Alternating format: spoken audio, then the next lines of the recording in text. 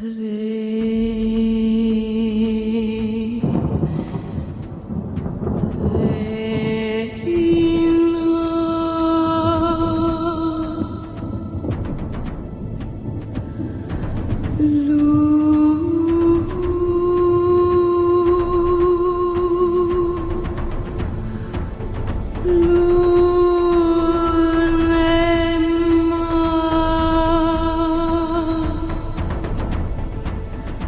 hour before dawn, a time when dreams are as drowsy as nectar, as sweet as honey. In the sky the stars are fading as the light grows, but Hecate, queen of Troy, King Priam's wife, does not stir from her deep slumber. Dreams fall upon her as she sleeps, like dew upon the morning grass. Her eyes, fluttering beneath their lids, throng with images which only the gods or their messenger, Hermes, the bringer of dreams, can make sense of. In a matter of hours, Hecate will be delivered of a second child, a second son. Yet she takes no joy in the life swelling in her womb and longing to be born. Her heart weeps because the child's father, her husband Priam, who built this great city, does not love her. Even in sleep her spirit cries out to heaven for heaven's justice. I am Hermes, the son of Zeus and the goddess Maya. I come out of the air like fire or thought to serve the gods, of whom no testimony exists beyond the minds of mortal men and women. I trouble the wakeful with dreams, and I bring to the afflicted voices and visions. When they see what cannot be seen, or hear what is forbidden, or think they have glimpsed some image, some reflection of eternity, then truly it is said that a god is walking beside them.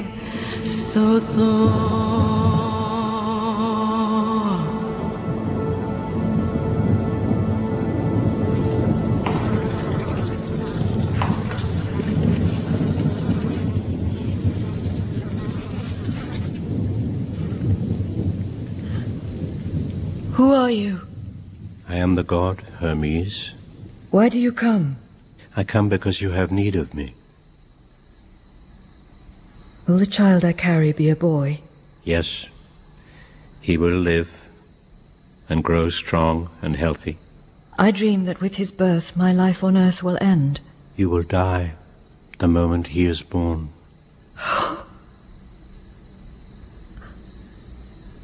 I am content. Often in my prayers I have offered my life to Zeus, if only Zeus will give me a second son. I did this out of love, for Priam's sake. But Priam does not love me. Lord, tell me this. Will you punish Priam after my death for the way he has treated me? Is this what you desire, Hecate? Yes. But do the gods hear our prayers? Do they listen to our innermost thoughts? Or are the gods themselves and everything they teach only the shadow which the mind casts like a fire when it dreams or sleeps? Priam puts no faith in fate or gods or dreams or prophecies. He says that men stand on the earth on their own 2 feet and are master or servant according to their nature. Priam is the greatest king on earth. He has built a city with 12 tall gates and walls of granite which are 15 paces wide. But it was I who gave him the strength to do what had to be done. In the first winter of our marriage, The wooden city which Priam's father had built on the estuary of the river Scamander was sacked by invaders from the Greek mainland. Priam raised an army, and after a single battle he drove the enemy into the sea. He took no prisoners. They died on the beaches where they stood, or were drowned. Then Priam rebuilt the city. He hardly slept. I had to force him to eat. He shouted, "I am a king, Hector, and a king worth the name sees that his men are fed first." I answered, "Without you, there'll be nothing, these people. Eat." And so he ate. I see that once you loved this man and honored him. Yes, I loved him then. That year at harvest time, our first child, Hector, was born. Priam nicknamed him Hector the Long-Faced. Hector would laugh. He would not be strange and tongue-tied in his father's presence if Priam spent more time with him.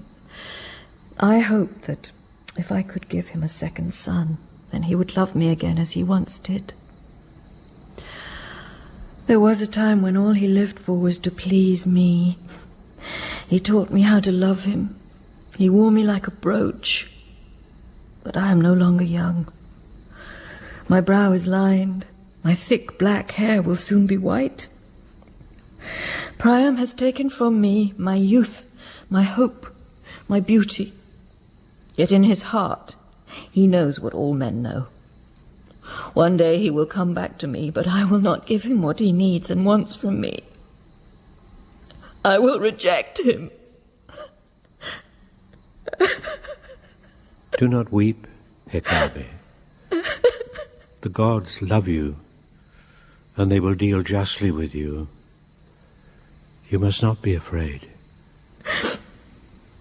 I do not fear death, Lord. Only the pain of dying. Life is nothing, Hector. A bubble upon an ocean of silence, a star in an infinite darkness. Strength, youth, and beauty dissolve into the past and are lost like smoke. But the spirit does not die as a flame dies. It lives and burns forever with a light which is immortal and more brilliant than the sun.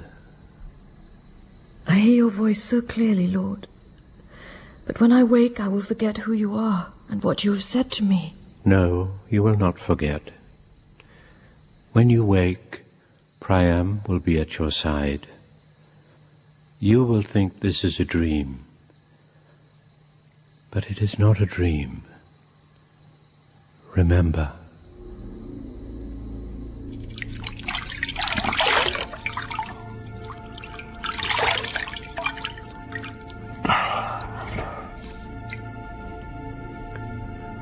Look, the moon has set, and the cool of the dawn prepares the earth for the day's heat. I watch the walls of the city grow bright as the constellations fade. The Pleiades, Orion, the Great Bear. They melt into the glare like drops of water dissolving upon sand. Hector, my beloved wife, is near her time. Each evening, so her women say, she weeps. If she loses the child, it will be my fault. I am Priam. I am King of Troy. Priam? I am here, Hector. I have waited for you a long time. I understand, but I could not come sooner. You are pale. The child will be born tonight, Priam. Your women say it'll be 3 more days. You are wrong. Let me touch you. Is my hand cold? Yes, a little. A healthy child. I can feel it kick. He's going to be a boy. How can you know that? What else, for a man like you? I hope so. A king is not secure with girls. A king needs boys. How can I give you boys if I never see you? Ah, Hector, I know I have neglected you. I know it has hurt you. But I cannot always be here in Troy at my wife's side. My work is hard, harder than you can imagine. You know well that in my father's time, Troy was a barren country, half desert and half marsh. Our enemies stole corn and cattle from us as it pleased them, while we fought amongst ourselves.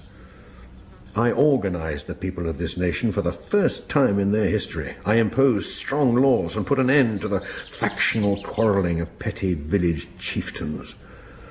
I caused the marshes to be drained and the desert to be irrigated.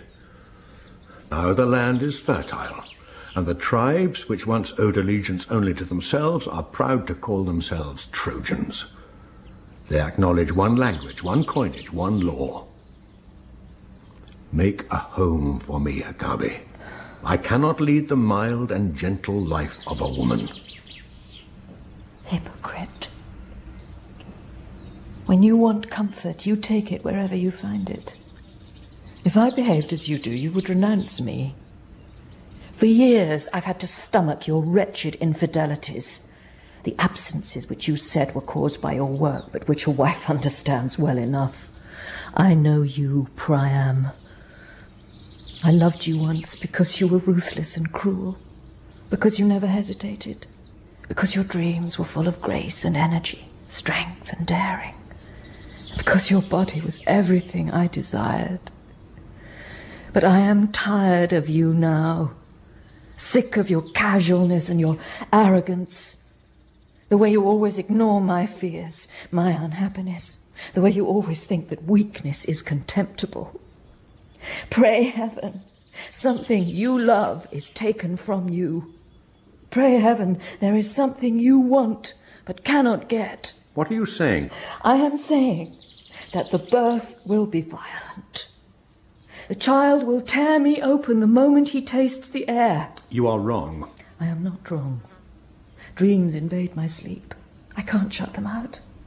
I see the gods. I see things which I cannot put into language. I dream of a flame issuing from my body which devours all of Troy, which leaves nothing except parched earth, blackened rock. What you see when you dream is only the image of your own fear. Do not be frightened of shadows. If I have made you angry, think of the past and of the good times we have known. Remember the night this boy was conceived, and how I loved you then. I remember well the night this boy was conceived. Priam had been absent for many days, but he sent no word to me, as he had promised. I waited for him until the moon had set, and when he did not come, I cursed him. And the hour before dawn, a man, or the image of a man, stood before my bed.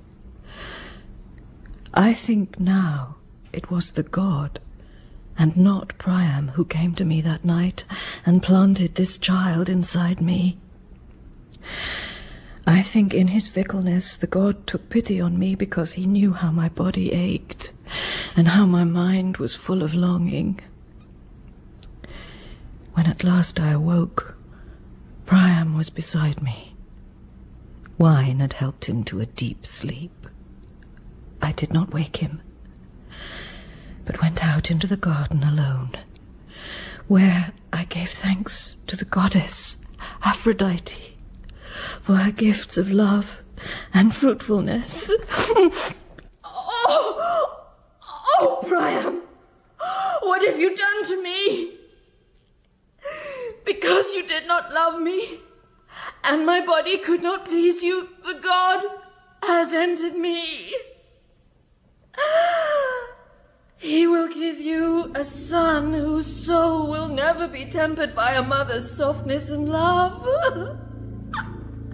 Who will be not a child, but a great, tempestuous fire, a bloody and devouring flame.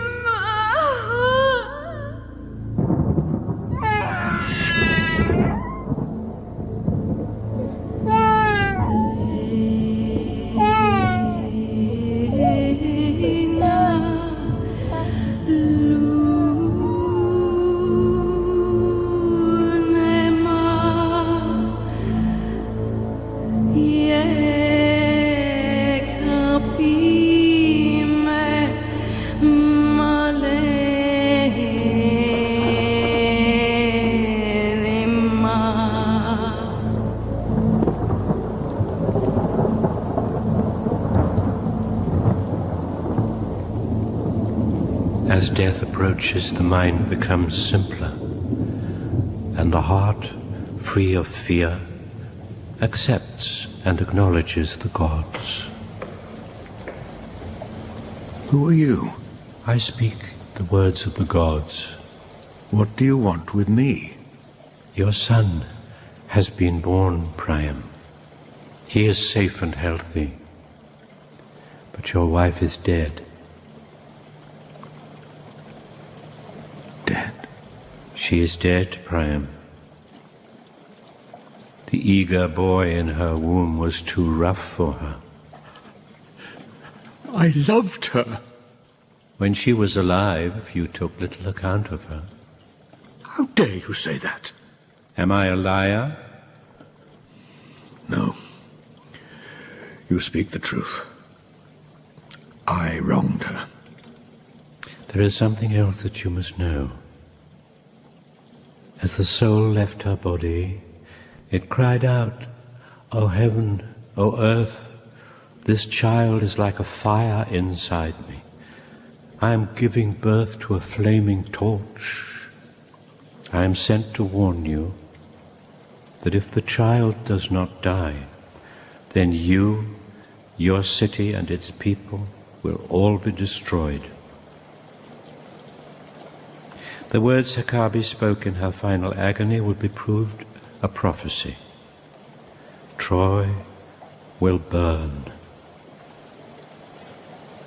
Do you ask me to kill my own son? The gods themselves ask it. Then the gods are not the gods. You do not know what you are saying. I know what I am saying. Is the future decided already? My wife lies dead. Why do you compound the loss by asking me to murder her child? I do not know what the gods are or what heaven is. I only know that there is no doctrine which will make a man good except his own good deeds.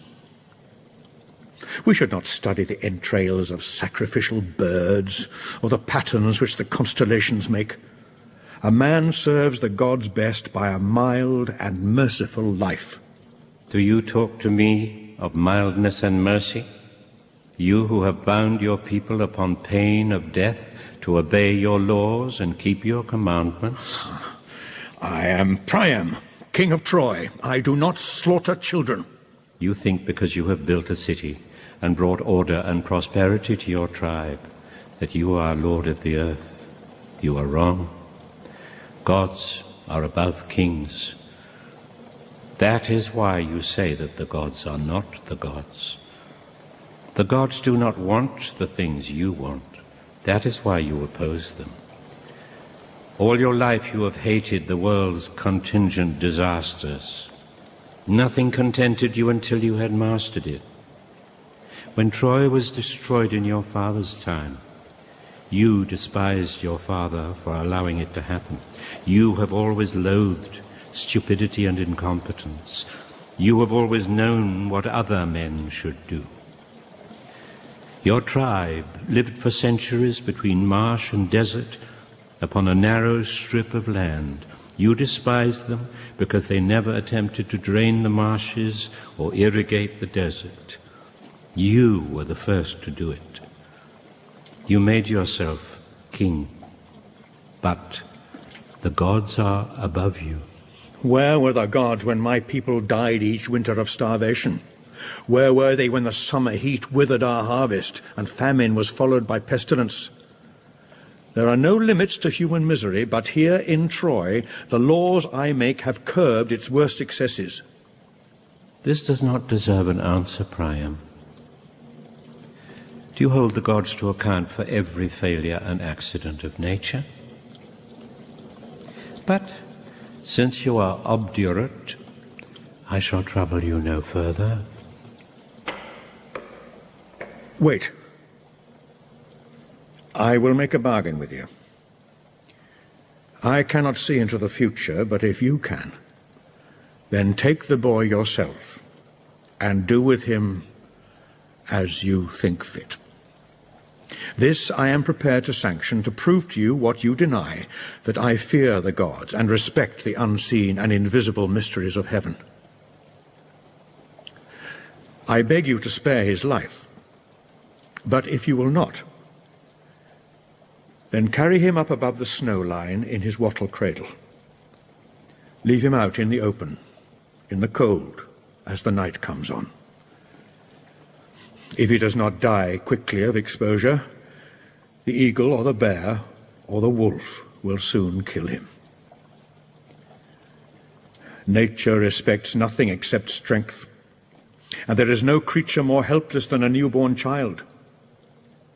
Do to him whatever you judge to be best, but I will not wield the sacrificial knife. Very well, Priam. I will do as you say, although it is not what I asked. You have often declared that men make their own luck. Do not forget what has happened here today.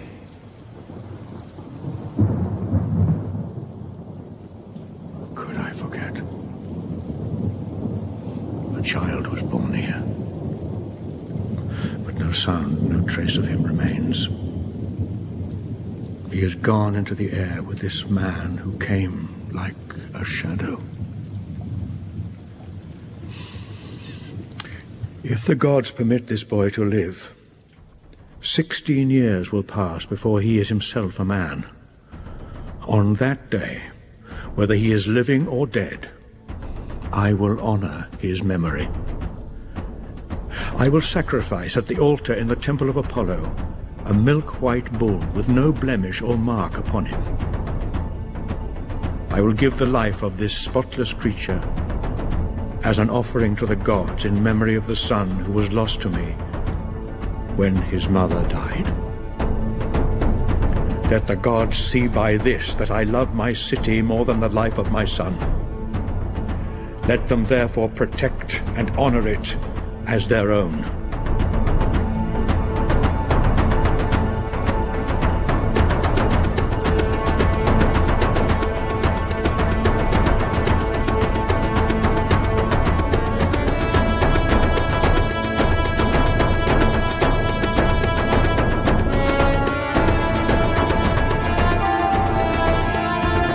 I left the city of Troy and went with the child into the wild country near the slopes of Ida, the holy mountain. There I abandoned him at the mouth of a cave.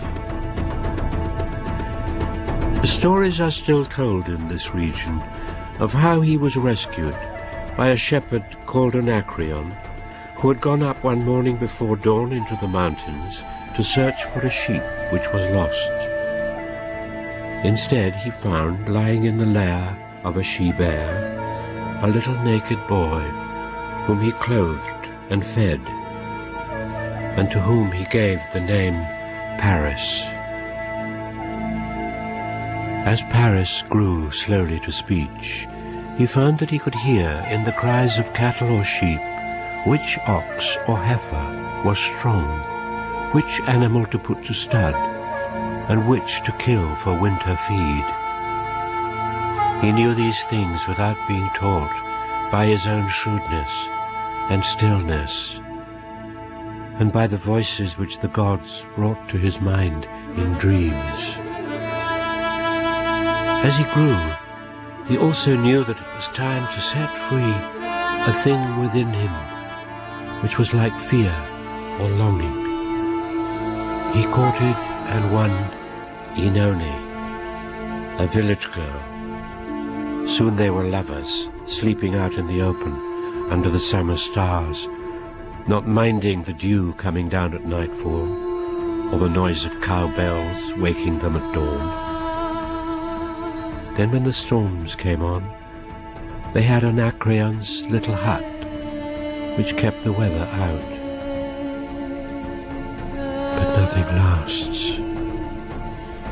Everything changes. The winter following was the hardest for many generations.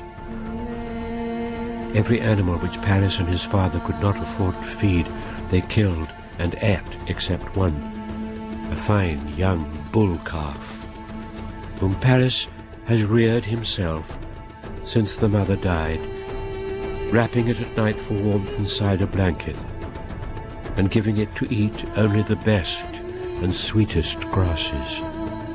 It is in this animal, and not in Oenone, his lover, that Paris puts all his trust. Some say that the gods control the actions of men, but what men do begins as thought, not action. Watch.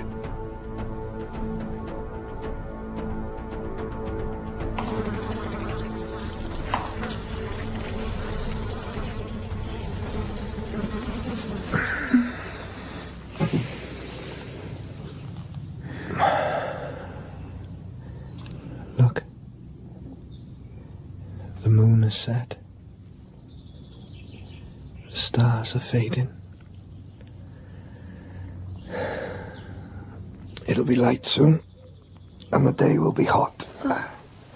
Where are you going? Up to the high pastures. Two of my new wattle fences already need mended. Last night I was kept from sleep. I feared that one of the animals would escape. I must get the work done before the sun reaches its height. You wake so early each morning. You go up into the hills before it is light. You think I am still asleep, but I watch you as you dress. I long to give you children to help you. Why will you not marry me as you have promised? I have denied you nothing. What more must I do to make you happy? I long to be yours openly in the eyes of the world, so no one will whisper that I am shameless and have no modesty, or that I sleep with you only to make you stay. Why did you woo me and make me love you if you cared nothing for me? Oenone, why do you quarrel? Everything I do for you.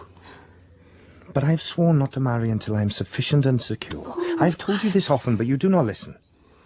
Can a woman protect a man? Can she put him beyond the reach of misfortune, or illness, or the malice of other men? You talk of love, but the world is as it is. In it, the good man suffers, and the evil man goes free. Only the strong survive. Consider Anacreon, my father. For 50 years he stood tall and straight as a pine. But now that old age has whittled away his bodily strength, he must be left to starve unless I work to help and care for him. Your father did his work in daylight, but you rise long before dawn. My father was contented if each year was the same as the one before it. But I cannot be happy unless each day I have striven in some measure to improve my condition. One day soon, Oenone, I will be the master of a large farm, and men who are herdsmen as I am now will work under me as my servants. How can you know that? I have had dreams. Tell me. No, Oenone. Put dreams into words and they make no sense. Come quickly, my son. There are two strangers on horseback approaching our home. They came up at dawn on the track which leads from Troy. When I glimpsed them first, they were 300 paces distant, moving among the pines and cedars. The one who leads is no more than 19 years of age, but the other is darker, heavier. At his side there hangs a sword belt of soft leather studded with silver, and over his shoulder a nobleman's cloak trimmed with fur. Don't fret yourself, father. I'll go out and see what they want. I don't like and I don't trust faces I don't recognise. Morning, gentlemen. Not seen you two before. Have you come far? We come from Troy upon the king's business, and any insolence will be answered with this. What is your name? So my name is Paris. We need water for our horses. Oh, your horses may drink from my well. My lords, will you eat and drink with us? We have goat's cheese, loaves of new-baked bread, and cakes of barley. We will accept your hospitality. My name is Hector. I am Priam's son and the heir to his throne.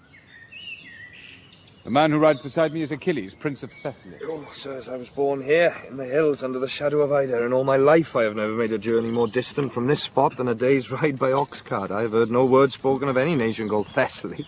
It is a wooded country far across the sea, thick with pine forest. where to hunt and fight is as natural as to eat or drink.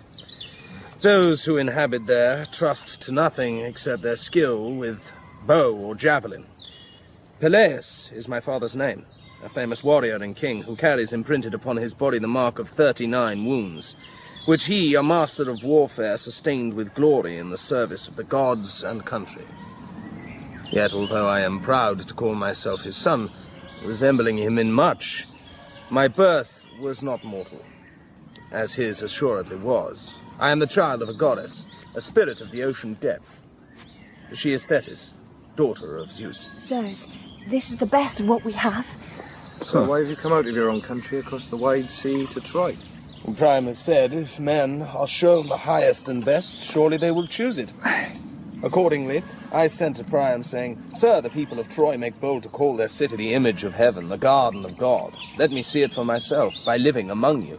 Why the whole earth reveres its name. Priam answered, I cannot refuse a young man who desires to learn. Come. What have you learned?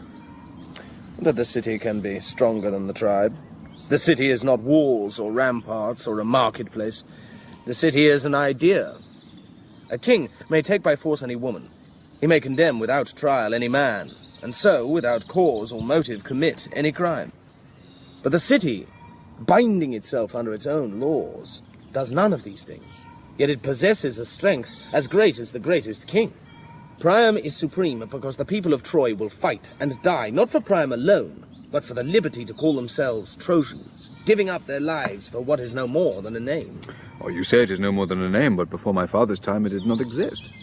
By giving justice, my father touches the lives of every man and woman, although these two have never set eyes upon Priam, my father, yet their days have been spent free from war and the threat of war. I have never seen Troy, or its great marketplace. I've never trodden the road which leads beyond these hills, out of these meadows sweet with summer flowers. But I have heard how, in my father's time, your father's men cut down the woods and burned the tall grasses which covered the plain.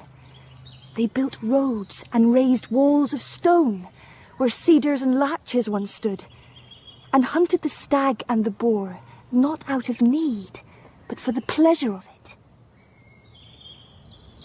What is your name? Sir, my name is Inoni. You are this boy's wife? We are betrothed, sir. We met last summer, bringing in the harvest. You will make a good couple. Well, men are not handsome for long. Their bodies become wrinkled or marked, or as fat as pies. But a man halfway between boyhood and manhood is beautiful for a short time. There is a bull standing alone, in the lower field, separated from the other cattle by a wooden partition. His pelt is milk white, his flanks as shiny as any thoroughbred horse. Tell us, who owns him, you or your father? Sir, the bull is mine. I'm charged to ask what price you will sell him for. We will offer you in payment 400 talents, a sum higher than any marketplace will yield. Why? And what will you do with him? Priam will sacrifice him at the altar of Apollo to purify the city, and bring to its people the prosperity and long life which is promised to those who honor the gods. Sirs, I'm sorry that whatever you offer I cannot accept. To me, this animal is beyond price. How so? He's only a bull. Sir, I have an eye for the qualities of cattle. Take pride in being correct in my predictions. Better breeding stock than this you will not find in the life of a generation. That is why I reared him myself, fed and nursed him with my own hands, and at my own cost. It was an investment which I had the foresight to make against an uncertain future. The price you offer me in compensation will not buy me what I shall lose by accepting it. Sirs, I am a herdsman. Each day of my life I must labour in barn or in cattle byre, in low-lying meadow or high-hill pasture until my body is worn to the bone. Yet I do this not to be rich or for the satisfaction I take in the task, but to be spared starvation, to eat in safety by my own hearth, to sleep sheltered from the weather. And at the end, when I've toiled away the youth and the strength of a lifetime to earn these meagre pleasures, how will the gods reward me? They will give me what they give indiscriminately to every man and woman: old age, sickness, and death. Therefore, sirs, do not laugh at me when I say that all the hope and ambition of a young man's dream is in this animal. If you take him from me, then you condemn me to live out my life in utter poverty. Others of your kind do so and are contented. No, they do so because they must. We've been patient long enough with this argumentative boy. Yes, the time for words is over. What you have refused to sell us, we're empowered to take from you by force. If you obstruct us, we will cut you down. We gave you opportunity enough to make yourself rich and even to earn the favor of the King of Troy himself. But you have preferred another way, a way of stubbornness and pride. If you try to take what is mine, I shall do as any man would do, fight until either you are defeated or I am dead. Boy, be warned. I know how to cause a man to strike at me in rage so that I may use the excuse of provocation to kill him. We have done you no harm. Why are you treating us with such disdain? Where is your gentleness and courtesy? Madam, we came here in peace to carry out the orders of the king, but this boy has refused the fair price we offered and sought a quarrel. No, it is you who have made the quarrel. It is easy to be a tyrant to a poor man who has not the means to defend himself. Why do you boast to me of your strength? It is only the power to steal. I am no tyrant. You do not know what tyranny means. My father is a great man. I do nothing he would not approve. Does he know what you do to his good name by thieving from the poorest of his people? Be silent! If we were any of the things you say we are, you would not be living now to say them. Oh, kill me then! Huh? I am poor. I have nothing. This bull which you are stealing is everything to me. The gods give us life. They give it freely and generously, but you make a world where men have no more divinity than the ox which is harnessed to the plough. You rage at us, boy, but what angers you is this, that your birth and parentage bind you to the earth. Yet prove to me that you are fit to live free as a free man, and I will advance you. If you are certain that your cause is right, then follow us to Troy and put it to the test. Speak before Priam as you have spoken to us. Stand as an appellant in Priam's hall of judgment. He made the law for men such as you. He loves it more than you love yourself. But if you have not so much courage, then live upon the earth as a creature of the earth and be contented.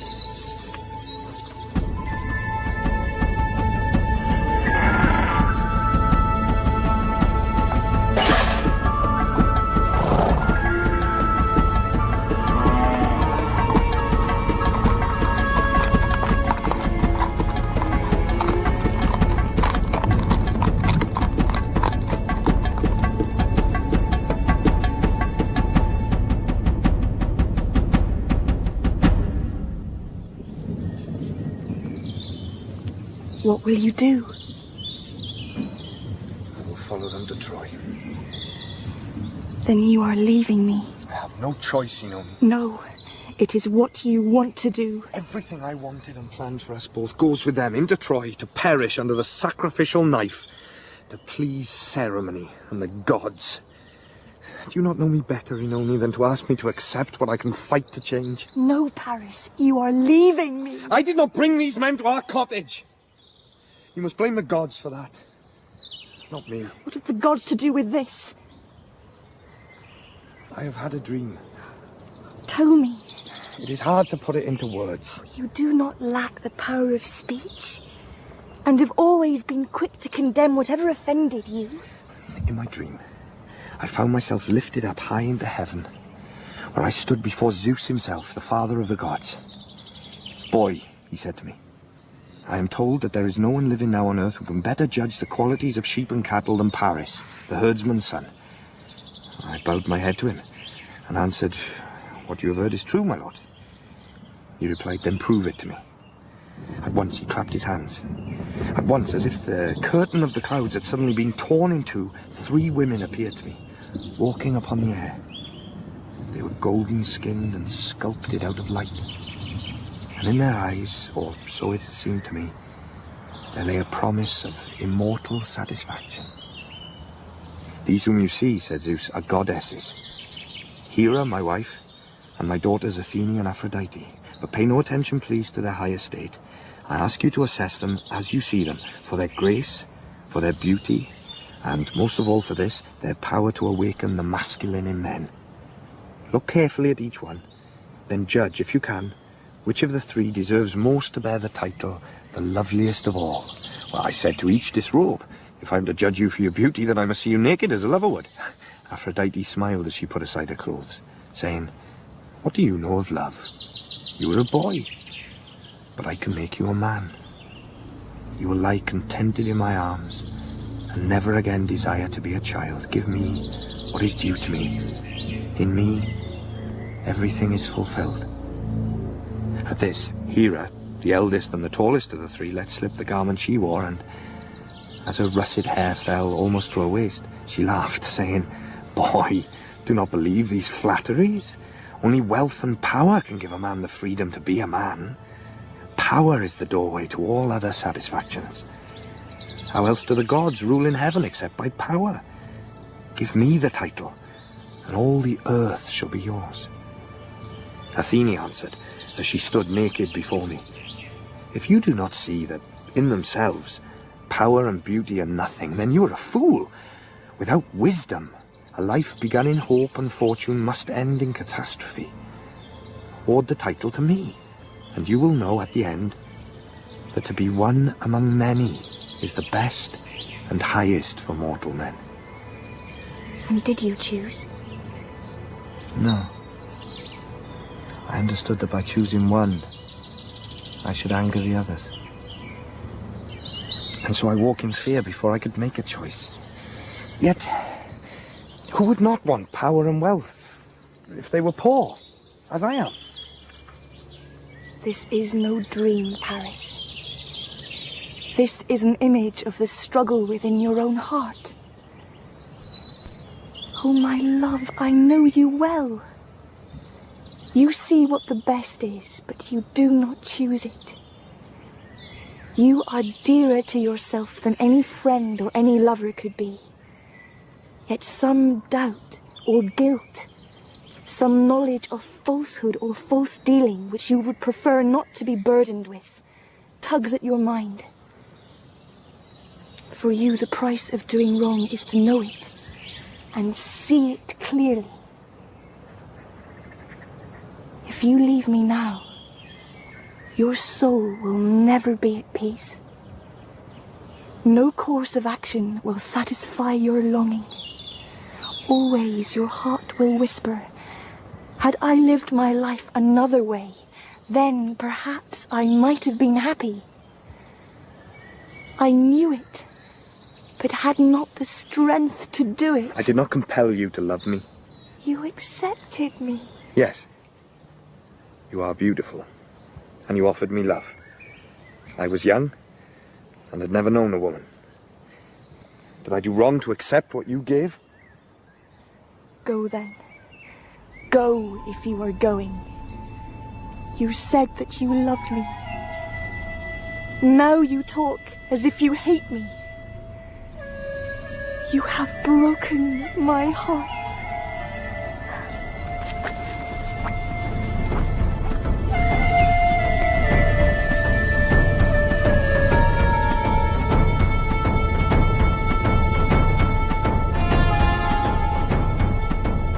Maloney is weeping, my son.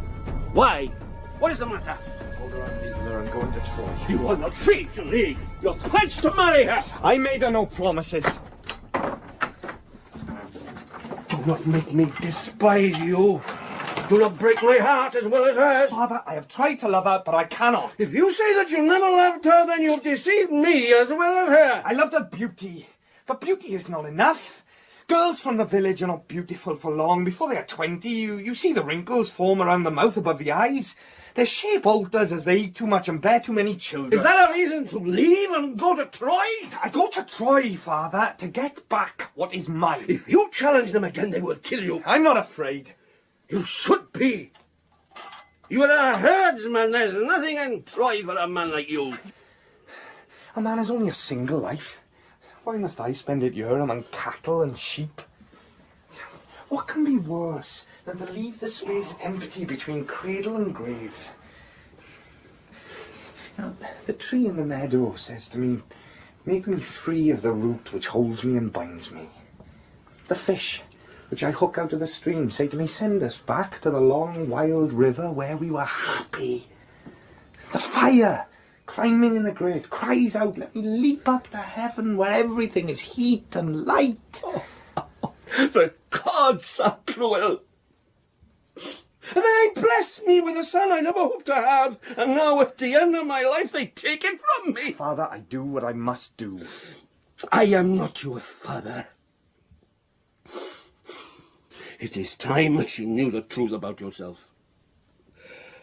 I am a herdsman, but you are not a herdsman's son. On the day you were born, your father tried to kill you. He abandoned you when you were cradled at the hour of your birth. I found you in the mountains, lying in the lair of a she-bear. You were warm and pink as a piglet. I have always loved you, but you were not as other children. The people of this village often spoke against you. They did this because they were frightened of you. I have lived a long time, but even I have never understood the things you say you feel and which you see in your dreams. Why have you kept this from me? Because I did not want to lose you. My own beloved wife Eurythyle died giving birth to a baby girl. I buried the girl beside her mother, thinking as I dug the grave that my life was over. Then, only a month later, up in the hills, I found you. It was like a miracle after the great grief I had endured. I blessed the gods and began my life again. Oh, Father. Whoever my true father is or was, how can I love him as I have loved you? When I woke as a child screaming from nightmares, it was you who comforted me. The people of the village said I was cursed by the gods and would bring ill luck to you and the community, but you would not listen to them. Everything I ever needed you gave to me.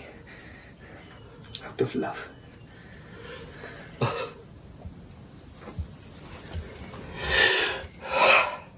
There is something else. In your cradle I found a ring made of gold. I do not doubt that your father intended it to be a payment for whoever might find you. But I was frugal and never needed to sell it. Look, I have kept it for you. It is beautiful. But I shall never sell it. I will wear it always with pride, in memory of you. The gods go with you, my son. You have in you now the life I had 50 years ago. Nothing could hurt me more than to hear that you are dead. Remember that.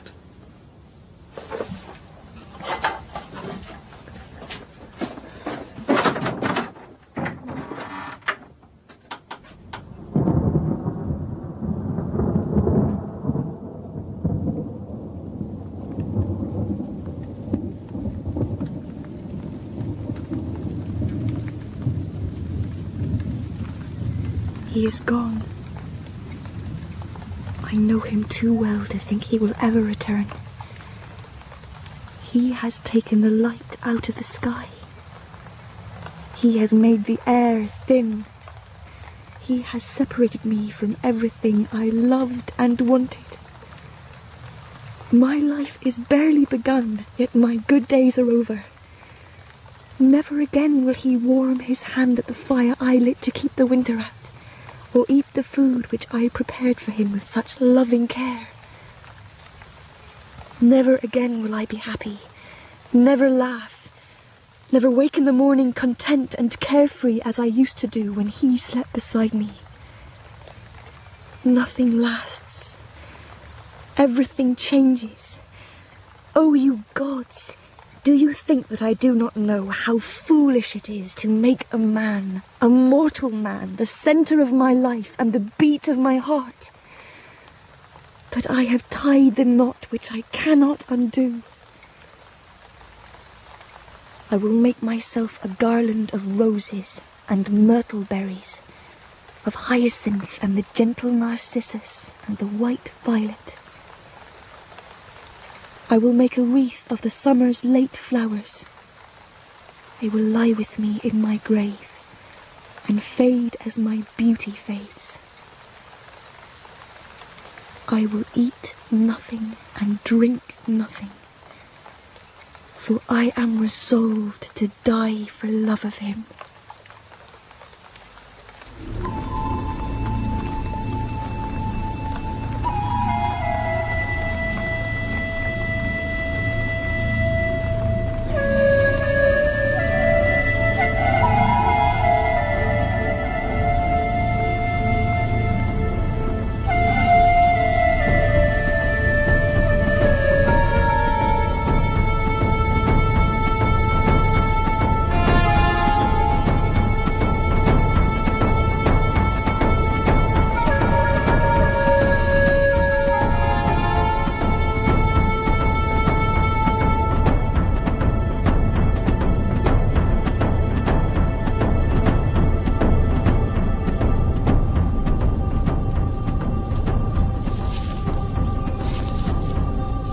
Are you not Inoni, the dark-eyed girl whom Paris the herdsman loved?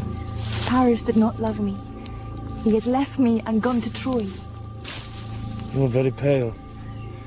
I have not eaten since he left me. I am weak with hunger. Eat then, or you will die. I mean to die. For love of him? Yes.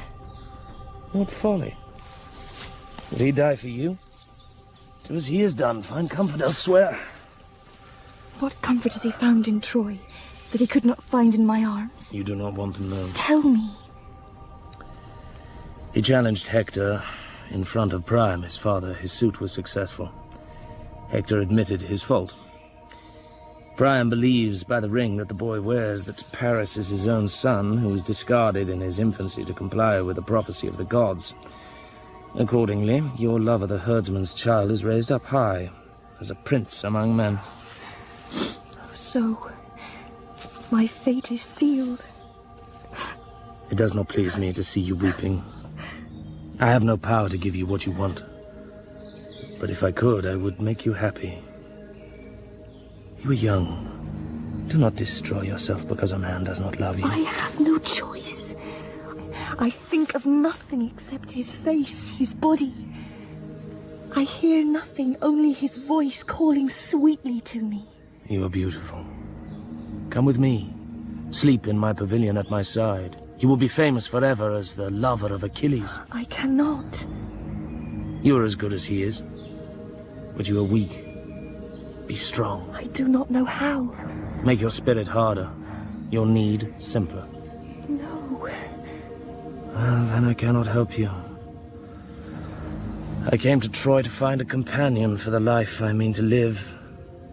I sought a brother, but Hector does not feel the touch of honor which I feel. He is not a warrior. His loyalty is to his city. I have no city. I was bred in the woods and have hunted since I could stand. I know only the meadow and the forest and the wide plain and the salt sea shore. There my mother's voice can be heard in the waves, the wind, the cry of the wet sea bird. When I am alone and heavy of soul, I stand where the waves meet the land and I listen to her soft sea voice. She tells me that I am born to greatness, yet in my heart I know I shall not live to behold. Oh, be at peace, Achilles. Be happy with a woman. There are many who will love a man like you. I was not born to be happy. I was born to fight. In this world we destroy or are destroyed. Creatures in the wood kill each other, so why should a man not live by killing other men? What other life? What better way is there than mastering by strength, testing by combat? How do fish live in the sea? By eating each other. How do birds live in the air? The hawk tears the finch. Help me, Achilles. Huh? How? I will do for you whatever lies in my power. Take my life. You have the hands of a warrior. You can kill cleanly in a single movement, as the bird catcher kills the bird. Do not let me suffer. No, I will not do that. I will not take life promiscuously for its own sake. The gods make this demand of a warrior, that he fights not for his own gain, but for honor, to help the helpless in their affliction, and to free the soul from its captivity.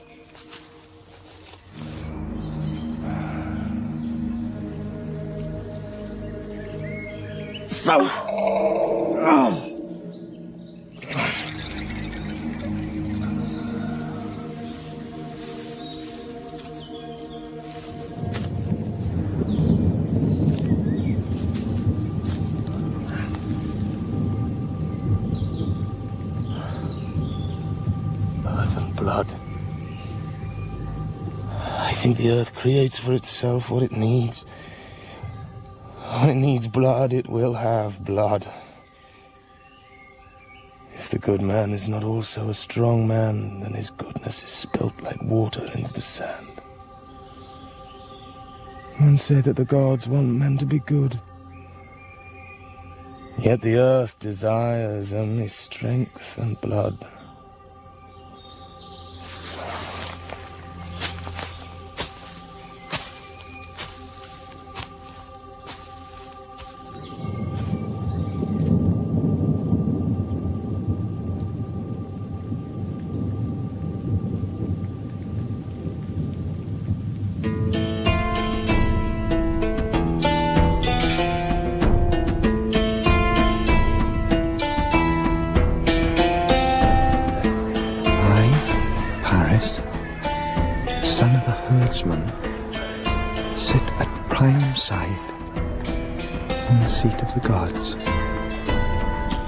Everywhere I go, by day or night, there are servants or slaves who attend to my needs. I hold a new world in the palm of my hand.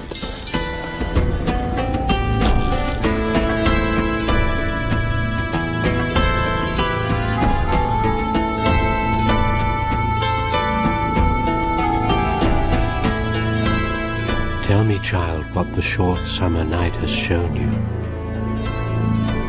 Is your heart wild with magic and freedom? Does the earth dance under your feet in flight? Have you discovered how when life is strong within you, the sky is dusted with silver, when the mountain stream draws gold from the moon to honor you? Have you seen the girl whose limbs leap, clothed in light, by the rock where the waters part? Have you resolved what is hidden under sleep? Then listen to the owl hooting in the forest. How softly he calls his prey to the darkness of death. Beware, my friend. It is a call from the hunger of your own heart.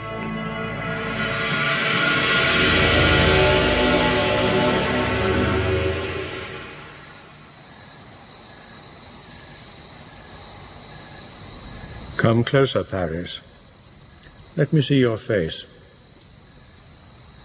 Remember always that in yourself you are nothing. Blood is everything. It was Priam who made you a prince. But as long as you are loyal to me, I will protect you and love you. If the gods hear you now, will they not be angry that you loved me and did not kill me?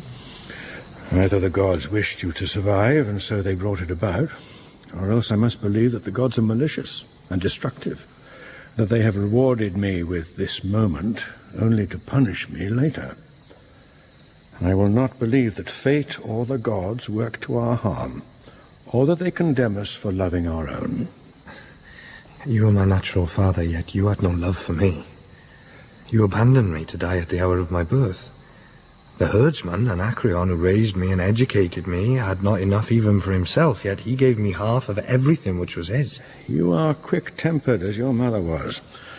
But I praise you because you speak not like a slave, but like a free man. Hector, my son, Tell this boy what it was like to be the child of Priam. He never spared me. Even the games I played, he counterweighted against me. He hoped by favoring adversity to make me stronger. He was not like a father. He was always a king. My son, I am not a cruel man. I did what I did not for my sake or for yours, but for the sake of the city. You say you are not a cruel man. Well, how then did you build Troy? Can a man without cruelty do what you have done? It fell to me to alter the pattern of the centuries.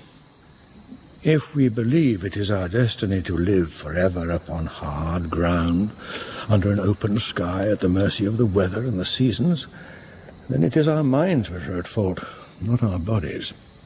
I knew that these things were not necessities, and accordingly I changed them. Look. Below us, the city is sleeping. If an enemy comes against Troy, that is the way he will come. Over the horizon, out of the waves. I built Troy's walls thick and wide. But Troy's children must be stronger than their father. I am to be married to Eetion's daughter, the Greek princess Andromache. Her birth is royal, her lineage older even than ours.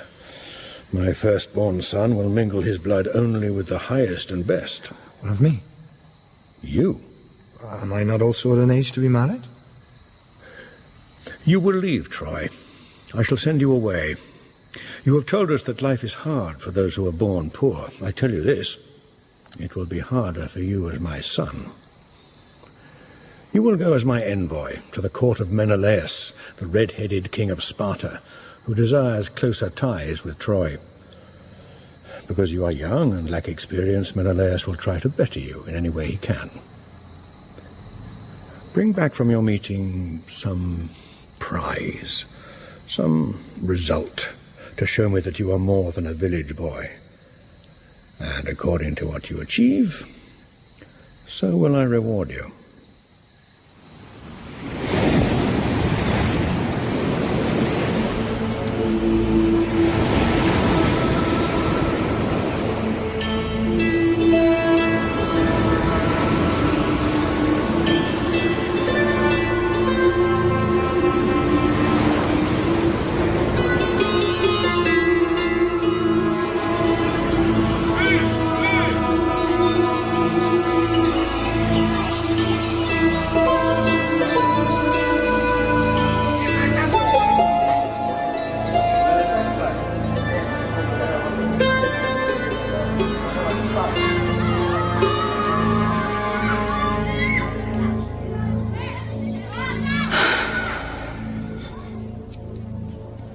His name is Paris. He is the son of Priam, and has come as Priam's ambassador to the court of my husband, Menelaus, king of Sparta. Tonight, at dinner, Menelaus, who was drunk, spilled wine on the table. Paris dipped his finger in the wine, and with it, he wrote my name upon the surface of the wood. Menelaus noticed nothing of this, only shouted to his cupbearer to refill the cups. Without raising my head to look at him, I wiped away what Paris had written, then rose and left the hall. Now, whenever I drink or eat or work or try to sleep, there is a knot, like fear, in the pit of my stomach.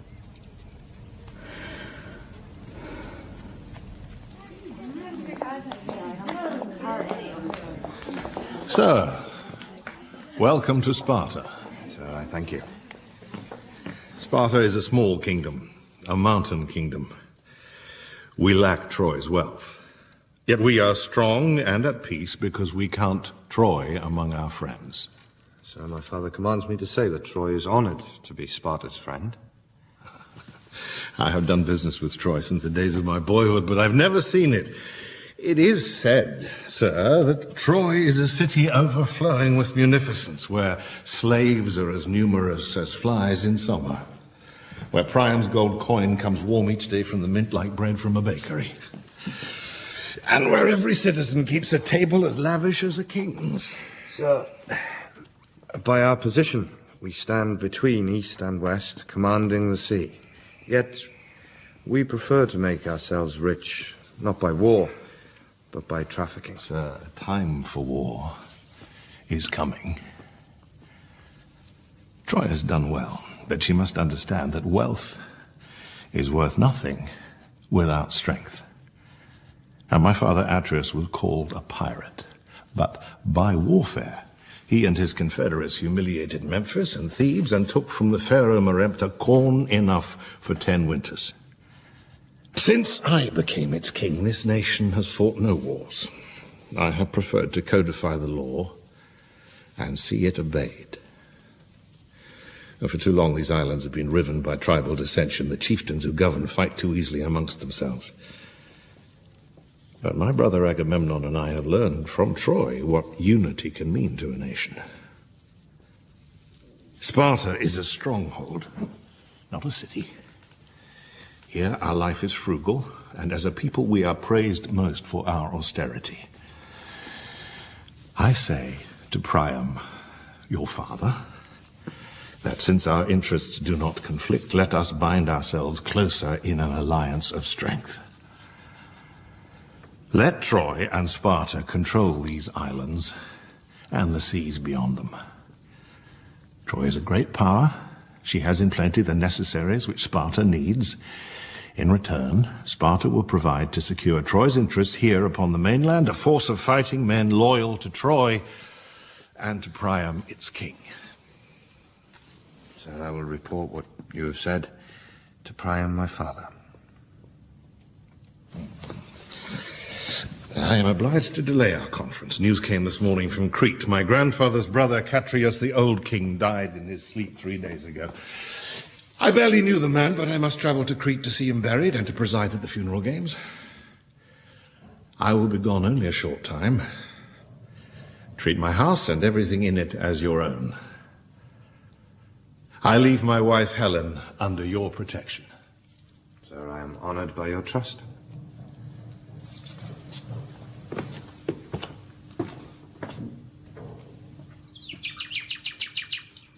Once I thought that to feel upon my face the sharp, exhilarating sting of the wind as it brought ice down out of the air from Ida's high slopes, or to stand by the pool where salmon leap in summer and listen to the murmuring of the air as it corrugates the water, or to lie solitary in the long grass and observe above the moon rising over the trees as silent and cold as a fish, was worth more than a woman's love.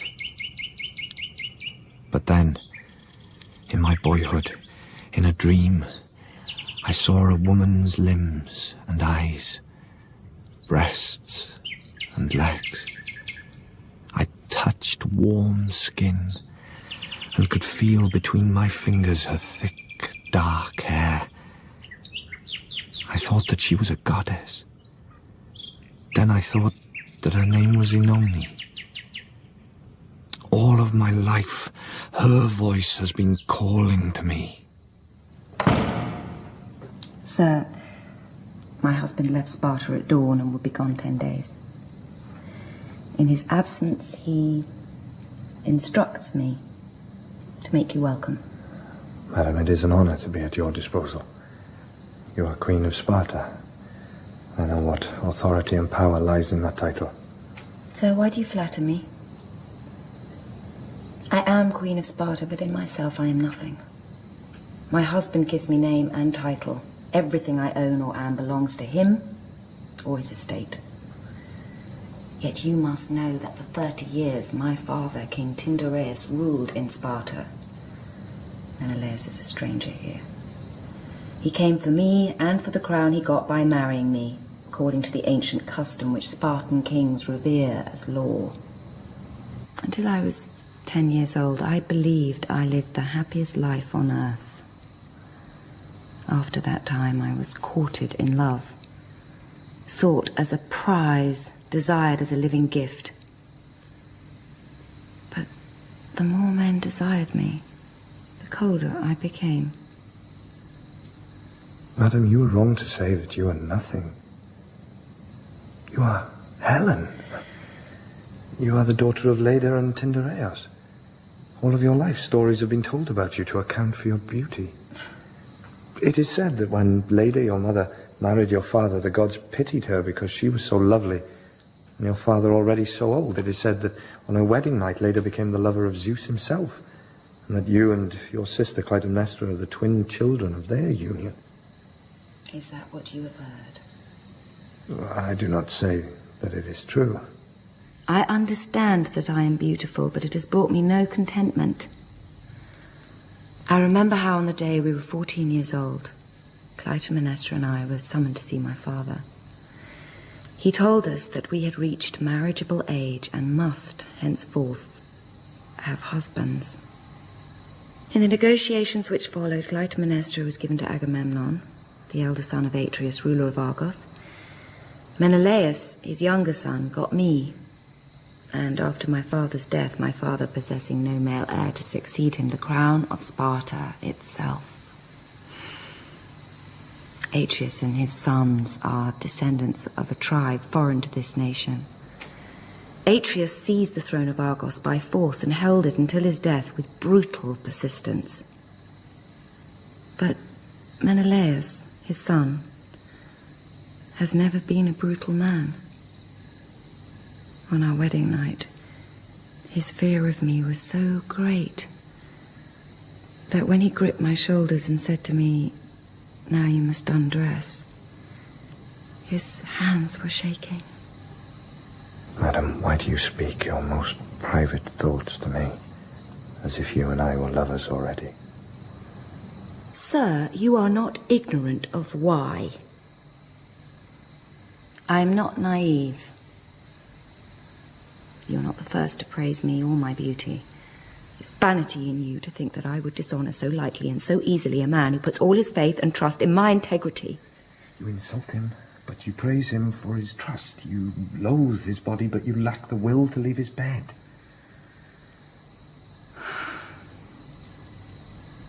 All my life, the eyes of men have followed me.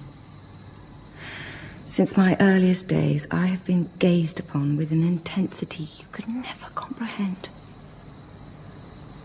I recognize the heat, the insanity threatened by a glance, the possessiveness or contempt concealed in the gentleness of a hand. I do not ask you to be my lover briefly and in secret while your husband is away. I ask you to be my wife, to be mine openly, not furtively, to come with me to Troy, where you will never be my property, but will live free, as a free-born woman. What you say to me, you say only to further the achievement of your own selfish pleasure. If you do not love me, my life is ended. Inform your husband when he returns what I have said to you or tried to do, and he will take my life. But of this be certain, Helen, I will not leave Sparta without you. Sir, let me live as my condition compels me to live. You know well that to break the oaths of marriage would show only contempt for heaven and the gods who watch over us. The gods led me here. The gods showed me your face. I knew you existed, but did not know how to find you. In the mountains, the gods cannot be seen, but I felt them always. Their eyes were watching me, their minds weighing me and judging me. That is why they have led me out of a village where I lived in poverty to a great city where I stand at the side of a great king. Now they have brought me by miraculous means to Sparta, where it seems that my heart has always been. Oh, Helen, you know that love has no reason or sense. It lies deep in the blood and is roused like thunder from a summer sky. I have lived a life never knowing mental rest, always searching for what my dreams have revealed. The face of a woman whom I will love until I die. Oh, gods. Oh, heaven. What will follow from our adultery? Oh, when I consider the ruin of my husband's honest happiness, I weep for every bride and groom. I find that oaths are nothing. It is the folly of our youth to make light vows which are lightly broken. I swore before heaven a lifelong mutual faith, yet I forsake it at a stranger's touch. When you would not hear me and refuse my keepsakes, I prayed that Aphrodite would turn me into a rose, so you could pluck me with your delicate, agile fingers and put me between your breasts. At night, in my despair, I often dreamed I was the gentle air discovering you naked after a bath, and with my breath drying your limbs and hair. Come to me and set me free from sour-hearted melancholy. What my soul desires to be, O Aphrodite, make of me. I was a gannet, and I caught you like a fish. I was a bear, and I found you in the woods. I was a horse, and I allowed you onto my back. I was a bird, and I flew to your outstretched hand. I was an acrobat, and I danced for you. I was a conjurer, and I gave you the world in a painted lacquer box. I was a god, and I came to you by night in the likeness of an angel. I was a flame, and I burnt you. I am smoke, and I will not leave your room. I am wind, and I burst in at your window. I am water, and I cool and soothe your forehead. You alone are real. All other things are imaginary and will pass.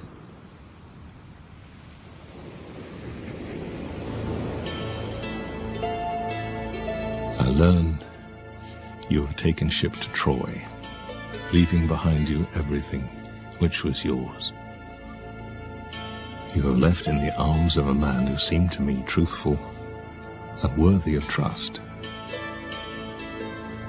I learn he did not force you, but flattered you. He spoke beguiling words, and you believed them.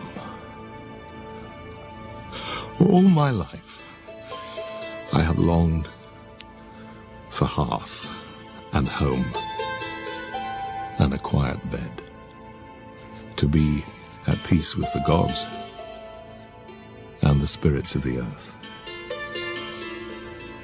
I hoped in due time to be the father of a son and to hold a daughter in my arms before I was old. And now, everything is destroyed. I never hurt you. You wanted for nothing. I strove always to increase your happiness. I felt no need in your sight to be a great king or a great man. Yet to you, I was of less significance than the pet bird which is the only possession you have taken with you to Troy. Everything ends. The linnet's nest is ransacked and the mother's eggs are smashed by robber birds. The bear returns to his lair, but the she-bear has been torn apart by hounds, and the place where they took their rest is befouled by blood. The cicada which sang all summer watches its home cut to pieces by the reapers and trembles at the edge of the harvested field. But I will darken the summer sky with blood.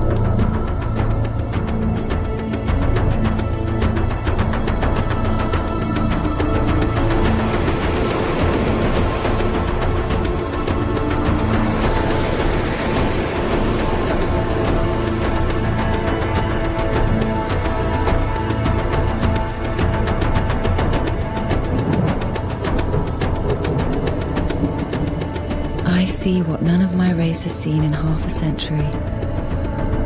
The walls and towers of Troy. It is truly said that this city was built by Apollo to be a beacon to the world. You and your people have filled it with happiness and light.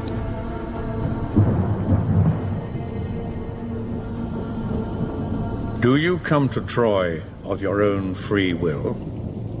I do. What promises has my son made to you?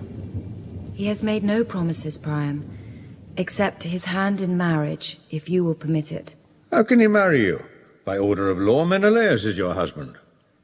By my actions, I have annulled the marriage. I am Hector. I am Priam's eldest son and the heir to his throne. Tell us why you have come to Troy. I come to Troy because I've heard that Troy is free and fearless. I come to claim by marriage the freedom which is the birthright of every well-born Trojan woman. In Troy, no human life is sacrificed to the gods. In Troy, even a slave cannot be executed without due process of law. By your example, you have taught the world what the world should be. I cannot return to Sparta. Spartan law would take my life for what I have done. I ask for your protection. I am Andromache. I am Hector's wife. I mean you no disrespect, but you're a child. You know nothing of what we are, or believe, or what is needful for Troy and its people to live at peace under the law. You are wrong to be self-willed. I must tell you that before our wedding day, Hector and I had never met. Yet to me, he has become my perfect image of a man. If you could not find happiness at your husband's side, you might have sought comfort in a life of obedience, honouring your husband's household, raising his children. You were not ill-treated, and were never denied the rights and privileges appropriate to your rank. But it seems you had no care for a husband's humiliation. I believe in the gods. I fear them and love them. I think we were put upon this earth to love and to learn how to love. Heaven brought Paris to Sparta. I did not ask it. I never prayed for it. It happened. Menelaus will come for you, Helen. When it falls to me to ask the people of Troy to spill their blood in Troy's defense, or else be destroyed, what will I say to them? Men do not go to war over women. They go to war for reasons of their own. By your position, you command the Propontic Sea. Trade routes are open to any nation strong enough to seize and hold them. Agamemnon and Menelaus are greedy for empire. I know the island chieftains. They will fight. Yes, they will fight. Because fighting is all they know. Their wives despise them, and so they go to war. You bring this girl to Troy, making promises to her out of love, which only the expenditure of Trojan blood in war can guarantee. Menelaus demands 200,000 gold pieces in restitution, or else the return of Helen to Sparta. He demands tribute in perpetuity, or else he will go to war. You have done what was never possible before. You have united the barbarian tribes against us. At a bay in Aulis, they've anchored their ships. Agamemnon has mustered the clan chiefs. He's made them pledge to wage holy war against the race of King Priam, which insults his brother, his household, and his gods. Do not doubt that war is coming. The young, the ambitious, the brave are tired of living in a world made dull by peace. They're saying, let us purge the bad blood in a war of conquest. Troy's insolence must be scoured from the surface of the earth. Do not think me a coward because I say that I fear them. Only a fool would not fear these warships, these weapons, these battalions of armed men, these horses, these chariots, these beaked black ships. Only a fool would not fear their eagerness, their pride, their belief that fate and the gods fight at their side. What you say is true. Menelaus must go to war, or accept openly the humiliation I have offered him. If he does not fight, he makes himself ridiculous. If he fights but cannot win, then he and his brother's family, the family of Atreus, are finished. Sparta and Argos often sought our friendship, but in secret they despised us. In secret they thought that they could do together what Priam has done alone. Let us remember that Priam's empire, for all its peaceable character, is ruled by fear, and that all subjects are unwilling subjects. Our greatness is founded not upon virtue, but upon strength. Those who love us and applaud us now will rise against us as soon as they think that we are too weak to control them. We have become an imperial power, and for us there is only one destiny: to grow in strength or to fall, to consolidate our power by fresh conquest, or to yield to our enemies everything we have achieved. My son, you speak now as I did 30 years ago. This woman is not worth a single Trojan life. She is the pretext and not the cause. The cause is empire and command of the sea. If we give them war, we give them what they want, and they will use the advantage. If we make a treaty, Agamemnon will disperse his army, and the treaty can be broken later. They will not make a treaty. At Aulis 5 days ago, Agamemnon put to death his daughter, Iphigenia. She was, or was reputed to have been, his favorite child, but he killed her without hesitation at the behest of Apollo's high priest, who promised him that in return for a virgin's blood, heaven would grant his army a just and honorable victory. At once the wind changed. The fleet set sail. Agamemnon's men believe they can do no wrong. I cry for judgment. Iphigenia was my sister's firstborn daughter. I did not know that she had been slaughtered. Our lives have been ruined by these brothers who think it is a contemptible thing to live in peace. Did no one stand in Agamemnon's way? Did no one fight to save her? Their crimes are disgusting. Let them die here, under your walls, like cattle. You were born and bred in Sparta, but in your heart you are a Trojan. I grant you protection as my daughter by marriage. What you have said today does honor to our city. When I was a young man, I defeated the island races who attacked and burned Troy. I showed no mercy and took no prisoners. I stained the beaches and the sea with their blood. I am an old man now. I have grown to love peace and the fruits of peace. But war does not come when we want it to come. If we love peace too much, then we fear to go to war. If this struggle had not come in my time, it would have come in yours or your children's. We gain nothing by trying to postpone it. What we have made for ourselves inside this city is better than what others have made anywhere ever. But if Troy cannot stand against the world, Troy is not safe in the world, and the world will destroy it. So let us fight. Have you ever seen a hawk hang motionless in the air? So is fate above mortal men and women.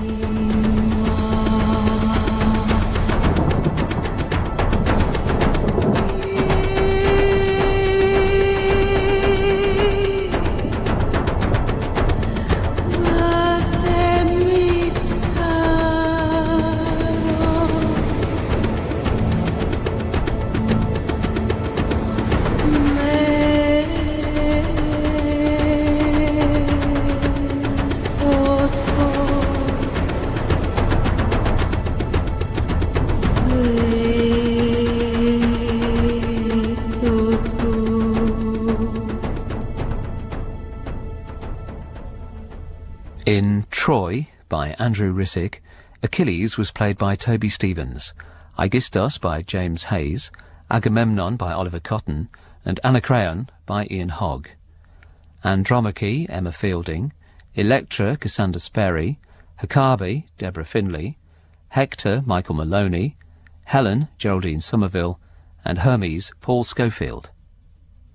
Klytemnestra was Lindsay Duncan, Menelaus, James Lawrenson, Nicanor, Geoffrey Whitehead, Oenone, Abigail Doherty, Orestes, Jean-Marc Perret, and Paris, Michael Sheen.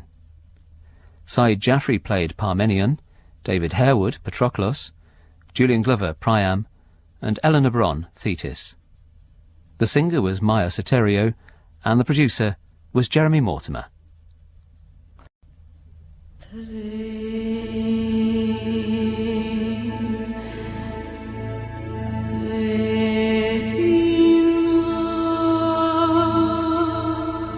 Midday, heat, stillness.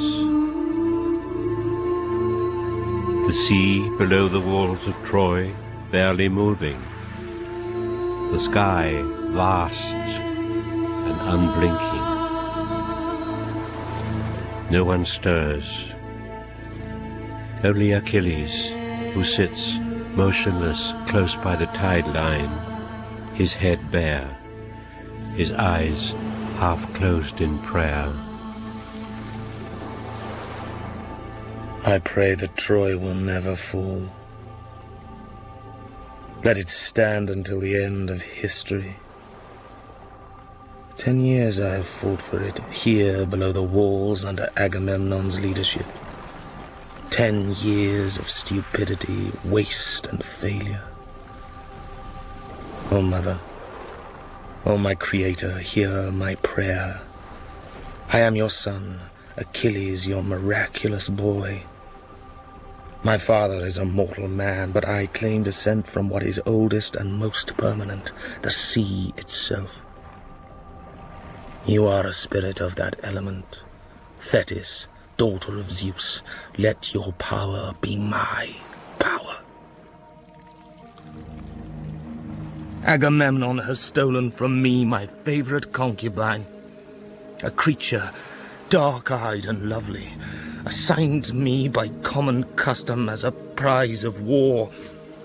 He does me this shame out of envy and out of spite, to show the world that he is strong and to punish me for being what I am. Your son, the greatest ever born, and knowing it, and saying it.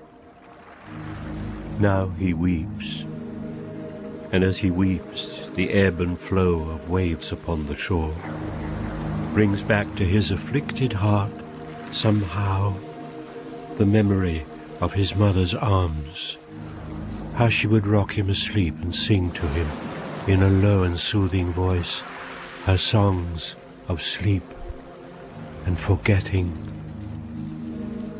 Sometimes in the noonday heat or the silence of the night, he hears her voice speaking inside his skull, like a cry which is never released.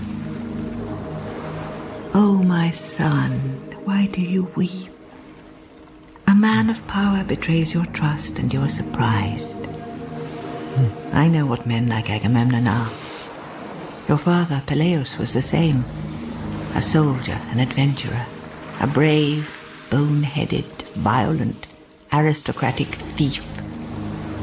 He ransacked Troy when Heracles was general, then came home rich, intending to live a good life, but had no woman of his own. Hearing that I derived by birth and beauty from the eternal gods, he swore to make me his wife.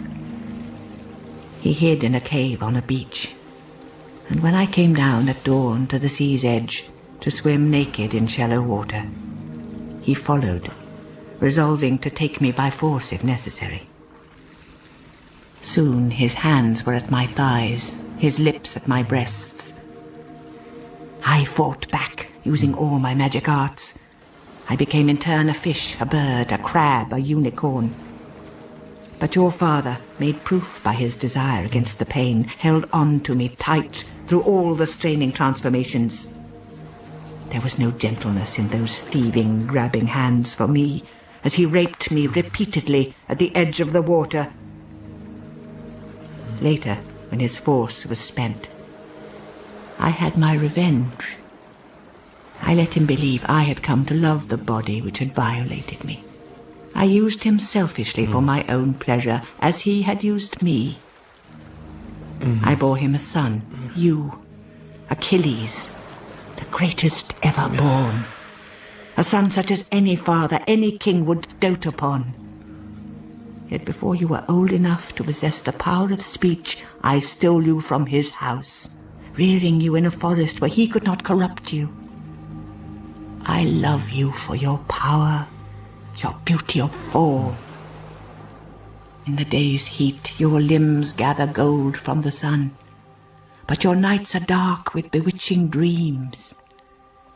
Oh, mother, life is short, but the reward promised to me was honor. It was foretold of me in my cradle that I would not live long. But in my brief time I should win for myself fame and renown beyond mortal limits. Accordingly, out of duty, and for love of honor, I bound myself under the command of a man, Agamemnon our king, who was, in every respect, my palpable inferior. I knew there could be only one commander-in-chief, and he must be obeyed. Otherwise there is anarchy. So, I obeyed Agamemnon, even when he was wrong.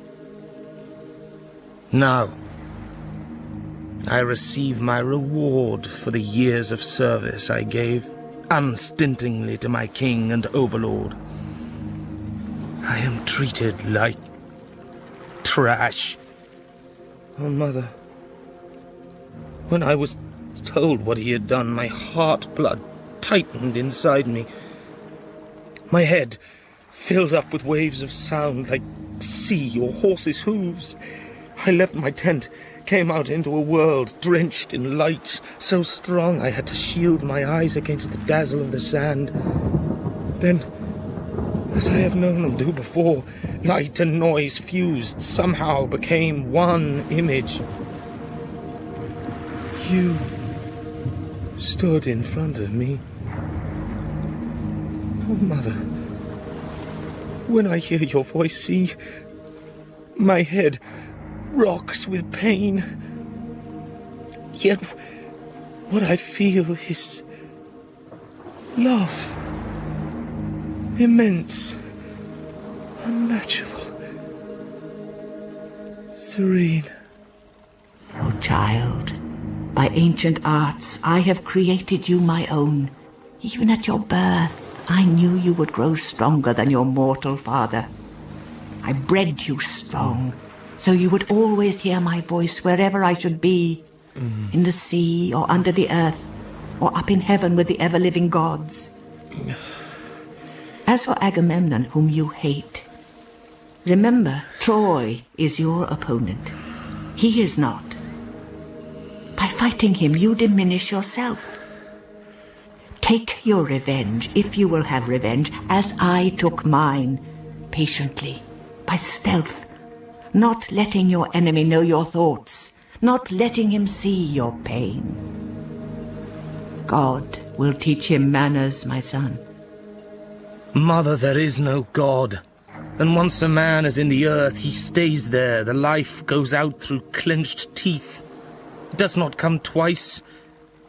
When I die, your voice dies too. What you have said I hear, my son. Your gift of certainty is wonderful. But do not disobey the gods, or me. Mother, I do what I must do. Anger has its own lord and its own time. Let whatever powers there be in sky or earth give me revenge. Let Agamemnon suffer.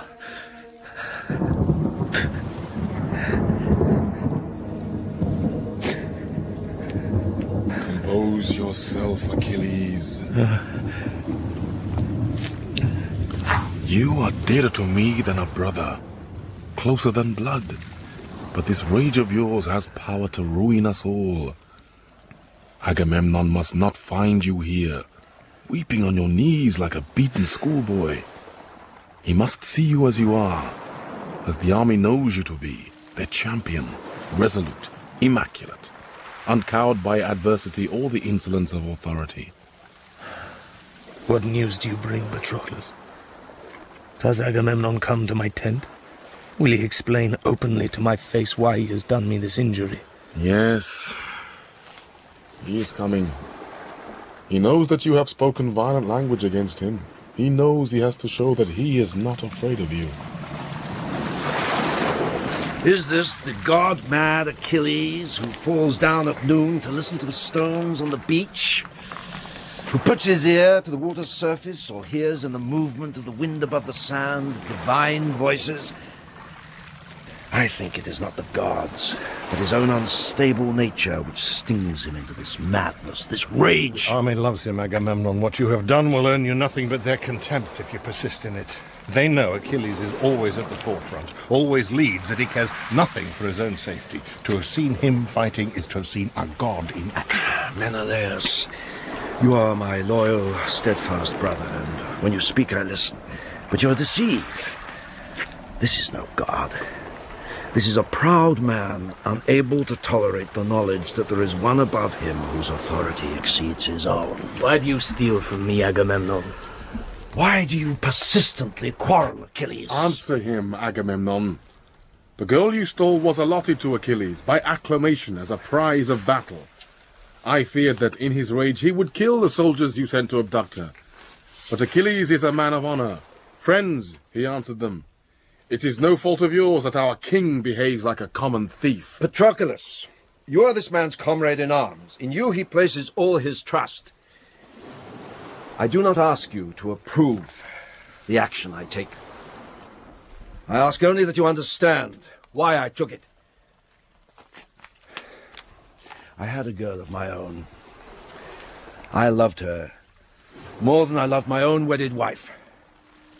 But she is the daughter of a priest of Apollo, and in reserving her for my own use and pleasure, it seems I put to scorn the laws of God, and laid violent hands upon his consecrated messenger. As a result, this priest has used his art to call down against me and the forces I lead the enmity and anger of heaven itself. My brother believes it is not hard to recognize in our failure to achieve what we have attempted against Troy the signs of divine disfavor. Accordingly, he has renounced the girl he loved and made restitution to her father, the priest. But it is not fitting, Achilles, for a king to have less than his lieutenants. Old custom of war gives me first choice in everything. So you take from me by theft what you cannot win by prowess. Do you ask me to acquiesce in what you do? I do not ask it, Achilles. I demand it. Do not criticize me for making a test of your obedience. Everywhere it is whispered that I take orders from you. I know where these stories originate. The army is rotten with faction, infected with rumor. Accordingly, you will submit yourself to my authority and recognize the power which I hold over all men. I am tired of your contemptible behavior. I am tired of your vanity and greed. You are unfit to be commander-in-chief, unfit to lead men into battle. You fight as you have always done, not for honor, but for your own personal gain. Are you not ashamed that this summer your soldiers have died in their hundreds, eating rotten meat, drinking contaminated water, while you ate well and slept well, tucked up in your tent? You bestow upon yourself the title of commander-in-chief, yet you do not lead by example as a general should. Name any in this war who has paid a higher price than I have done. When the gods made a test of my faith, I delivered up my own beloved daughter, Iphigenia, to her death. I swore I would give anything to bring the army safely to Troy, and the gods did not doubt I told the truth.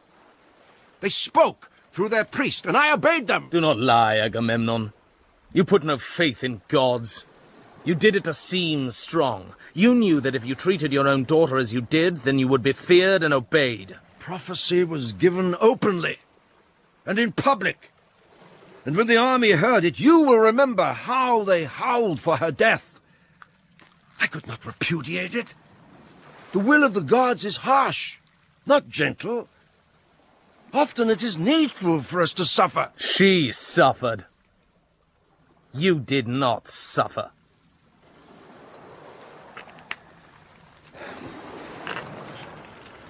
The night after she died, I drank heavily, then sank into a deep sleep.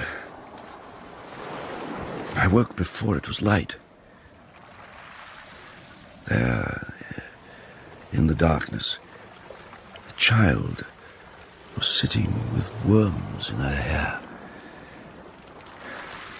When I tried to cry out, her mouth opened. A snake crawled from between her lips. The face was not the face of Iphigenia. It was not human. Brother, you have had the hardest task of all, but you will succeed. You are stronger than you think. Remember, 2 days after she was killed, the sea went flat, the wind blew from the west. This is what the gods had promised. You are a good soldier, Menelaus, and an honest man. I do not quarrel with you. But Agamemnon, your brother, is unfit to lead.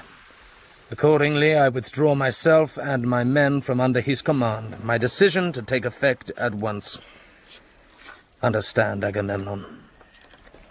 I want you to suffer. You have suffered too little. Discover for once where your actions lead you. Then you will regret what you have done. I regret only this, Achilles, that I ever judged you fit to serve under my command.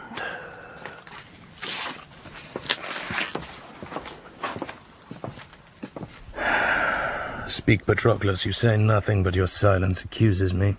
You act intemperately, as you have always done. Many who applaud you now for what you do will despise you later when the consequences are known. I do not care what other men think of me. I do not need their good opinion. You are stubborn. When it is known in Troy that you have quarreled with Agamemnon and refused to join battle, Hector or Hector's men will try to burn our ships. Hundreds who honor your name will die trying to prevent them. They will die, Achilles, because of you, but this I guarantee. Agamemnon will not be one of them. Who are you trying to hurt? Who are you trying to punish? I need to let my anger out. Someone must be hurt.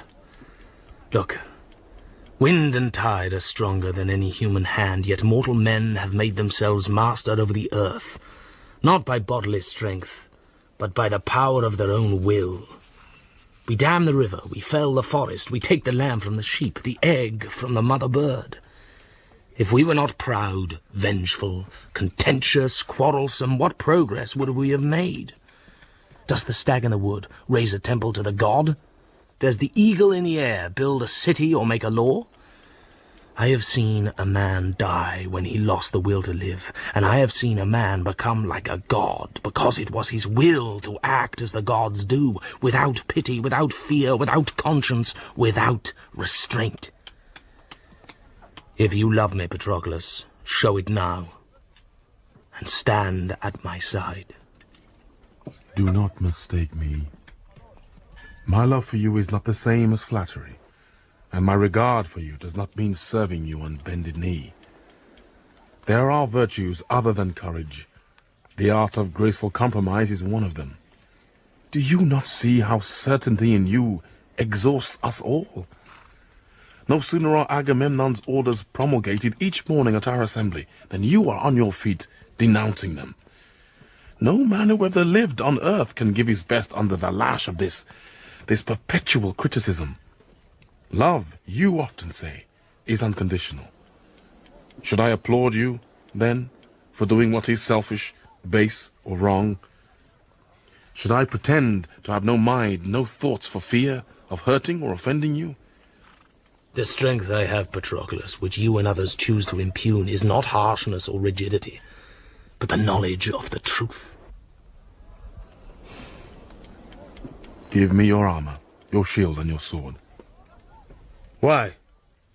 What will you do with them? I will fight in your place. Achilles, or the image of Achilles, must protect the army. It is said that on the field of battle, the sight of your helmet is worth 500 men.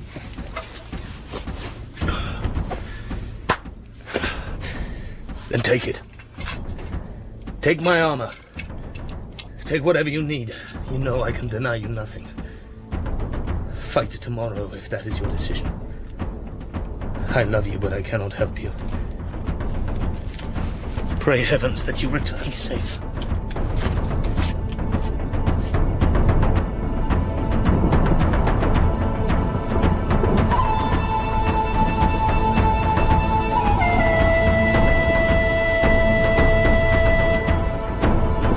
spies brought news shortly before dawn that Achilles and Agamemnon have quarrelled over a girl. The girl had been allotted to Achilles as a prize of war, but Agamemnon has requisitioned her to his own use. The spies say that the quarrel cannot be mended, that therefore Achilles is certain to withdraw from the fighting. At last the wind blows down from heaven, from the gods themselves, which will carry us to victory. We've spent 10 years in limited defensive skirmishes, avoiding pitched battle, waiting for their strength to fail. Now our patience is rewarded. Our patience, brother? My patience, you mean, or Troy's or Priam's, not your own. Long ago you advocated total war, and I opposed you then. Do you renew the argument now? I hear you say finish the war conclusively in one bold stroke, drive them into the sea. Idiot. That is what they desire most, to draw us out like ants from our confinement and then to destroy us under our own walls, like ants.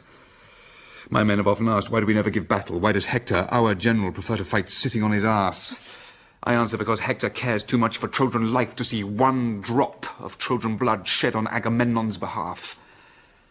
It was not us, it was Agamemnon and his men who chose to fight. Let them do the dying. You say let them do the dying, brother, but we are the ones bleeding to death.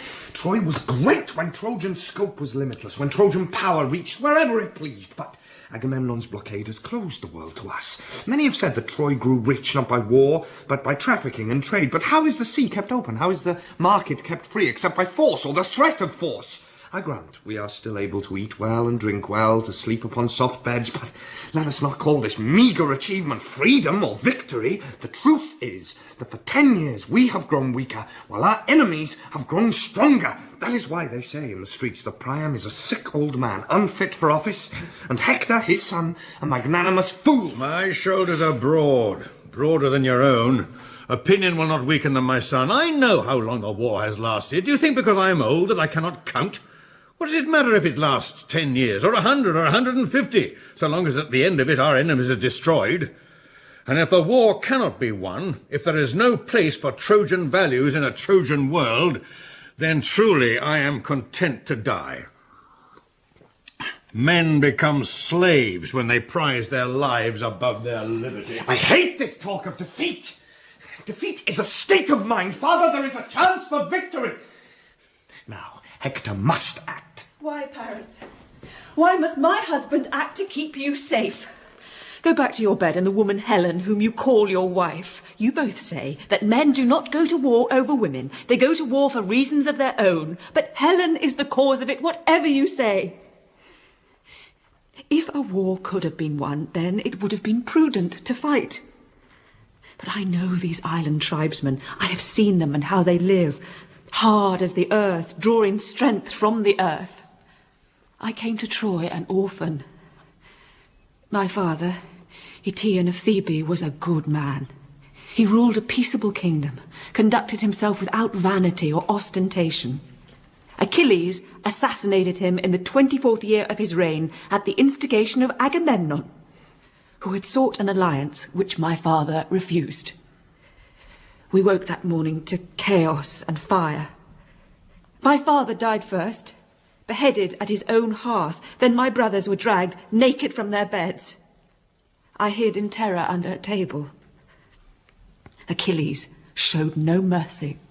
I take no prisoners, he screamed. I am implacable. Next, he called every servant out, 50 men and women, onto a grass lawn by a statue of Apollo.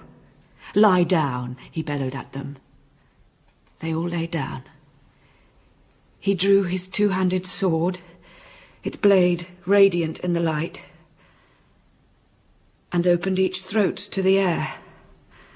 I've not forgotten how the bodies saturated the grass with their blood, how they stank of fear and their own excrement. Do not try to tell me there is any dignity in death. I only know that to fight this man, this death-mad Achilles, gorged on blood, you must yourselves become crueler than men should be. Andromache, it is not yet day. Why are you out of your bed so early? It is too hot to sleep, Hector. Even at dawn there's no wind, no relief from the heat. The boy wouldn't settle. He was crying, so I went to him and fed him. He's sleeping now. It is worse for them, bivouacked under the stars, rising each daybreak sodden with dew to see the shadow of our fortified walls thrown gigantic across the level sand. The image of their failure never leaves their sight. No, it is worse for us. Agamemnon's men are professional thieves. If they suffer defeat, they do not stand to lose their homeland. To them, the word warfare means no more than opportunity. What would you have me do? End the war. Send Helen back. Send Helen back? We tell them only that we're too weak to fight. They will stay to see us destroyed. I am determined that Troy will emerge from this war the greatest nation on earth. She will be undisputed sovereign over land and sea. There are times, Hector, when your bravado fills me with disgust. Life is so short. It leaves the body so fast, yet you talk as if men are immortal. I have seen you armed head to toe in bronze, coming fresh from the field, your sword blooded, your mantle filthy. But brave men can be stupid, Hector. Each day you dare the gods. Fool. Sooner or later, in some situation you have not foreseen, Achilles or some other man will cut you down. Achilles, whom you fear, is not an enemy to me, Andromache. He has broken with Agamemnon over the theft of a favourite concubine. I have often said his loyalty is not to country or to king, but to his own vainglorious insanity, and so it proves. It's true, Andromache. Achilles has left the fighting. For the first time in a generation, the advantage is ours. What will you do? Attack as we must, while our advantage holds. Let's see the beaches cleared of Greeks. I am a sober, cautious man, but my brother is right to say that while the Greeks remain, Troy is no safer than a boat in a storm. When Paris took me from Sparta, I remember we made anchorage at an island called Cranae, beneath a sky threatening rain. I undressed for the first time in memory alone, with no servants. I wore rough sailor's cloth. I remember when I kissed Paris in the dark, his body would not stay still. It moved under my hands. He took me ashore in a boat, which let the water in. He sat in a puddle as he rowed, and when I laughed at him, he leapt up like a baboon and stopped my mouth with his kisses. I think I grazed an elbow, shouting, "Slower, slower." And as he came, bang! The thunder came too. Godlight arched across the bay. The cliffs shook. The clouds split open. They pelted arrows of water onto our delighted bodies. Paris twisted round, shaking his fist, then he dived over the side. Then he came bobbing to the surface a moment later, grinning with shells between his teeth.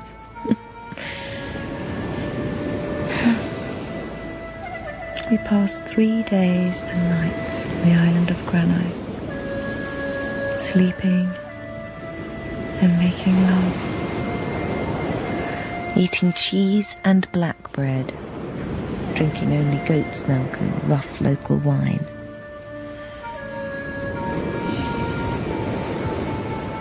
As the bird flies home to its nest, as the soul returns at last to God, so the spirit in love finds and receives the beloved.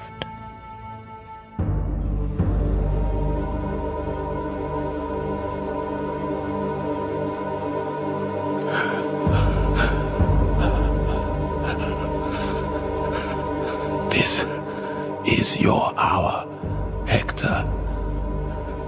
Today, you are top of the world. But be sure of this. Tomorrow, you die.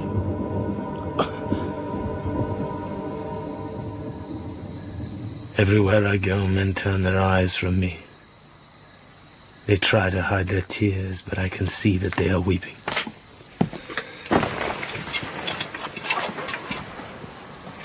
What news do you bring? Nonetheless? Patroclus has fallen. He is dead. Hector cut him down in the fighting by the ships. Patroclus came out, immaculate in your armor. He fought courageously, but Hector was not fooled. He knew Patroclus by his voice. He killed him with a single spear thrust. He has stripped the armor from the body, taking as trophies the helmet and the shield which you gave him. By the time we reached him, Patroclus was already dead. I closed his eyes and wrapped his body in my cloak.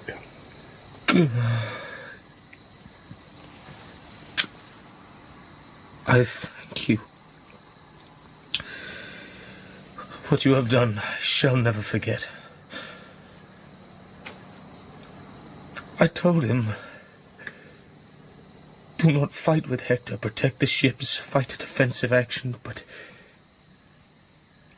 he ignored me. I am to blame.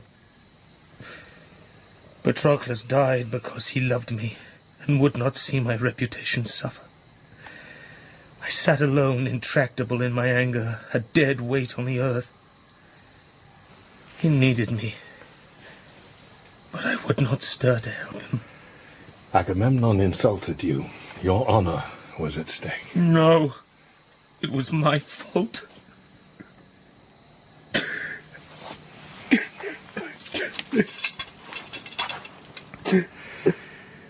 It is war,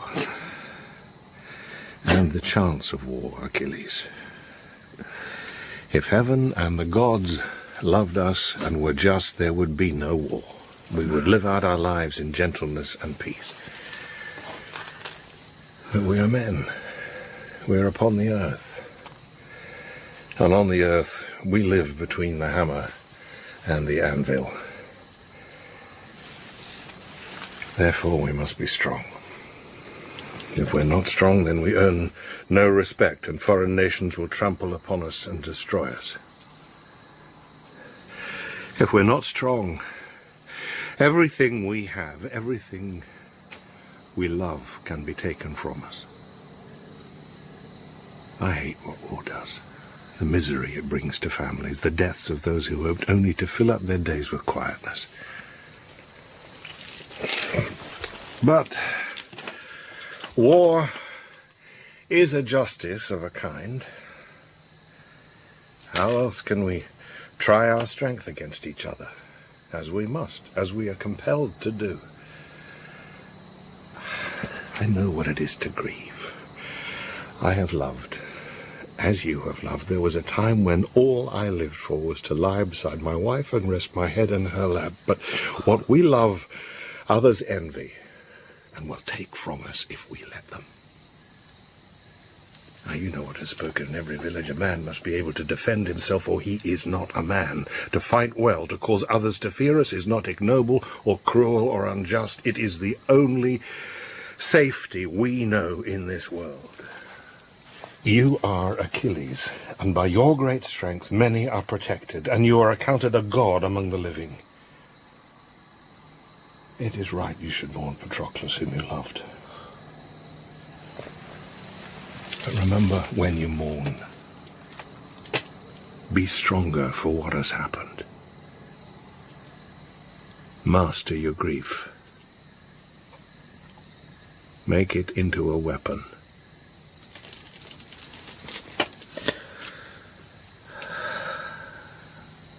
You are right.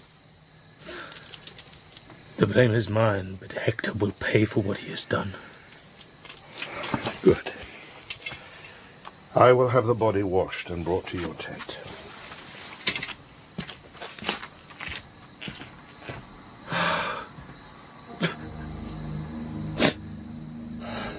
Oh, Patroclus, some habit of my senses tells me I will see you again, but my heart knows it is not true.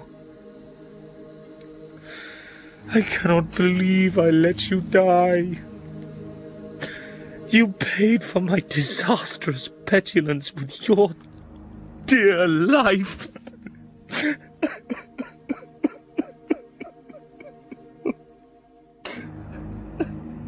Oh, my son, my miraculous boy, lovelier to me than the evening star, rouse yourself, do not weep. I am ageless, immortal, and I know that grief, like beauty, does not last. Remember that in sleep and in your dreams, the sorrow which you fear on earth does not abide. What hurts you now is only the pain of being human. Oh, my son, have you forgotten the mania which gripped you only a short time ago? The fury you felt at Agamemnon's insolence, the anger inside you detonating like the sun. Your prowess makes his expedition glorious, yet he treats you like some vexatious boy. For this you hated him so much, you cried out in your rage to Zeus, the father of all things. You spoke, and the gods themselves heard your voice and heeded it. Now see, your prayer has been answered. The Greek army is defeated. Agamemnon himself utterly humiliated. Why do you complain? Patroclus is dead. Oh, mother, I am weak, weak as a mouse now that he is gone. I fear that my mind is no longer whole. It is true, the Zeus and the gods gave me what I wanted, but, oh, mother, the price of it has been terrible. Above me, the sky turns its familiar, exhausting circles. Day sky, night sky, moon, stars. Higher, there is only silence. Silence and an immense darkness. For me, there is nothing left under heaven except length and shadows. I am like a tree splintered by the axe. Oh, child, remember the songs I sang to you when you were a boy? I taught you often how Heracles, the greatest of mortal men, pushed back the sea, raised upon his shoulders the infinite sky, and made the winds and waters answerable to his voice. Although his life was harsh and seemed to him composed of suffering, he suffered it alone, sparing others the extremes of pain. His strength was absolute, his heart like leather. So must you be now. You speak the truth. Heracles blazed like a comet. He might have lived another way, but who then would know his name? The scream of pain when he died will be heard 1,000 years. Take up your sword. Arm yourself for the battle as I shall instruct you. I did not rear you to see you sit tonight squandering your strength and weeping like a girl. You were not born to hug happiness like a pillow and hoard the drawn-out years until old age. Take Hector limb from limb. Cause fear to spread in front of you like fire. Let your pain speak one last time. I agree. You are right. Tonight my enemies sit in Troy rejoicing at what they have done to me. Hope rises from them like smoke from flame. I shall not sleep till Hector's face is crimson pulp, until his flesh is jackal food. But, mother, let me never hear your voice again.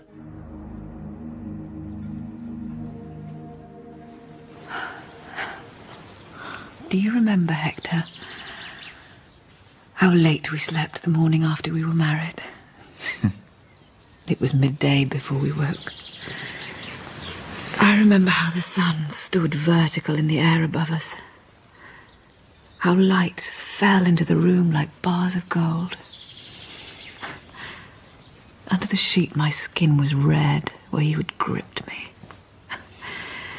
It was so strange, so new for me to sleep beside a man, his body naked like my own. The warmth, the smell of you was overpowering. Do you remember? I remember. For the first time in memory, there were no servants to disturb me. The day was mine to command. Look. Orion has said the stars are fading. Time lies heavy upon me. What will I do when you are dead?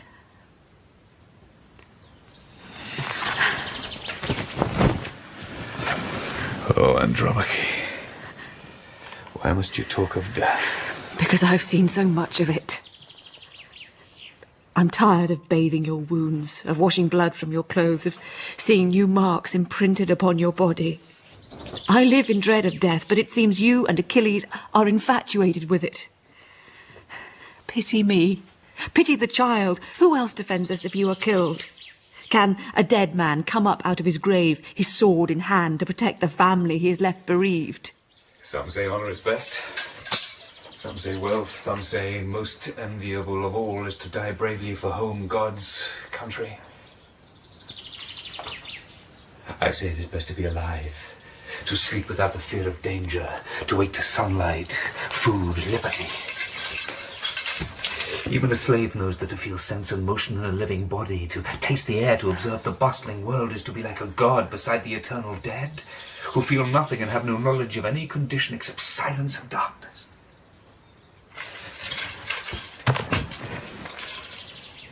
Think how much more I know it, Andromache. Am I not young and in good health? Have the gods not blessed me with the love of a loving, beautiful wife, and a baby boy who is as pretty as a star? But what kind of man would Hector be? If Hector said, I am afraid, death is terrible, I dare not go out today. You have always been too noble, too honourable. You cared too little for things which were real and tangible. For my touch, for your son's embrace. Will you fight and die for the destiny of Troy? Oh, fool! Troy has no destiny if you are killed. 10 years I fought and led the fighting under our walls. In all that time I never lost a battle. Woman, where is your faith? You are mistress of my household. Do the work of a woman. Talk no more of warfare and death. How then shall I remember you? Remember me as I stand here now, armed, in good health, prepared, sober, of good cheer. Master your fear, Andromache. Master it.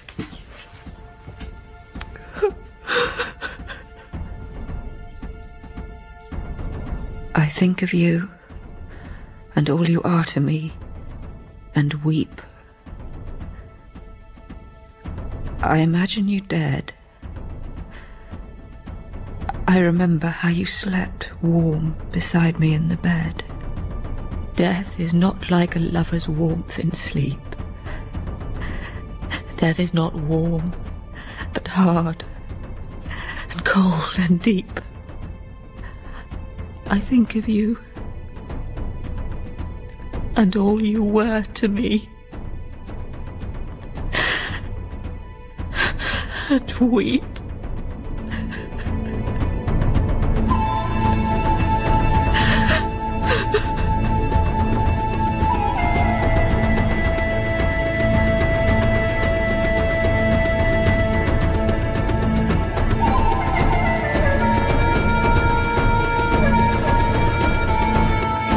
Son, listen to an old man who has seen much. Choose your ground. Yes, you must face him someday, but why today, my son? Why, when the mad blood drives him on? You did not make this war, I did. Go out another day. Choose your ground. Be prudent. Delay. No, father. For 10 years we have delayed. Let us end it now. We've slept too long, have endured too much at their hands. I am your son. Where the king leads in peace or war, the nation must follow. You are old now. Your bodily strength is almost gone. Yet 20 years ago, you would have done what I must do today.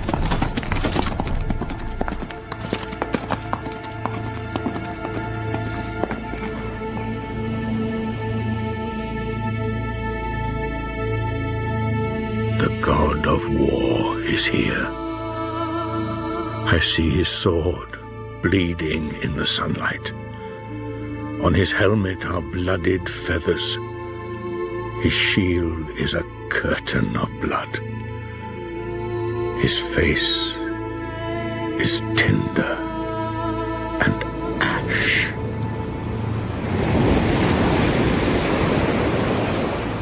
I see you, Hector.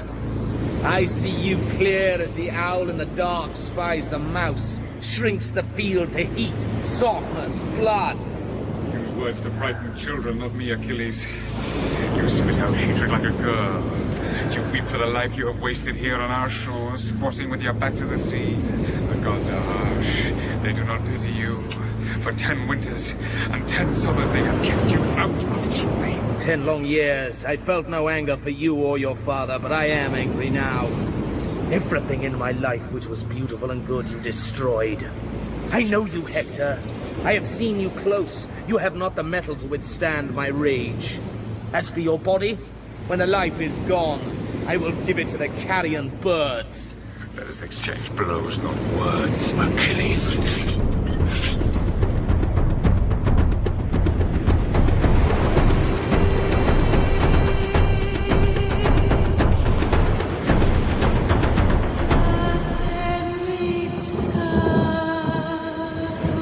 I've fallen.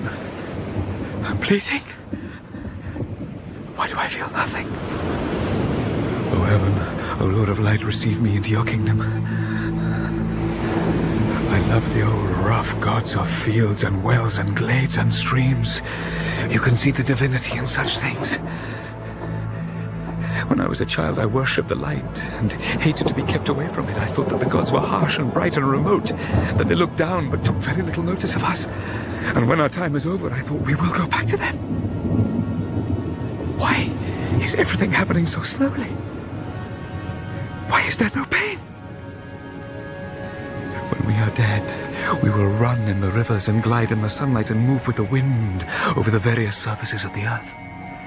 We will be part of everything about us in resin and oil and wood smoke and charcoal, in everything we taste and smell, in the dust and the noise and the heat and the rain.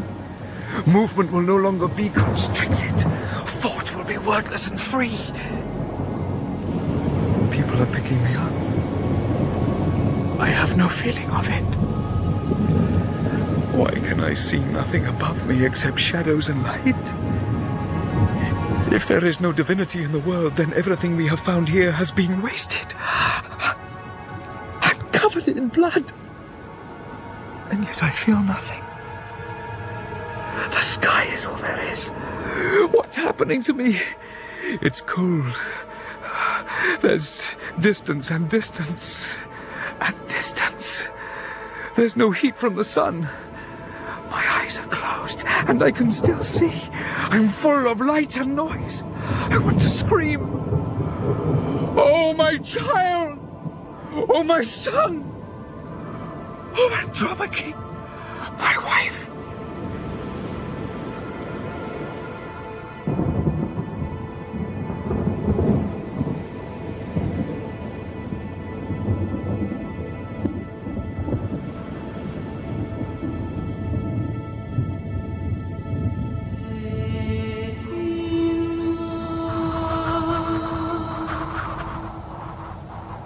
Achilles then put aside his helmet, and calling upon those who were of his party, he took the body of Hector, which, being now bankrupt of life, he cut it with his sword at the heel, and putting through the flesh a thong of leather in this wise, he stitched the carcass to a rope, and bore it thus behind his chariot,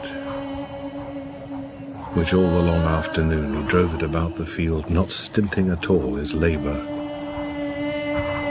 or fury.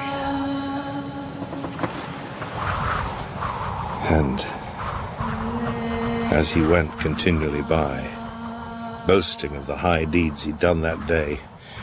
The dust from the ground rose about him in the form of a cloud, so that the sun itself seemed to suffer an eclipse, for the light of it burned indistinctly, like a furnace through the fog and filth.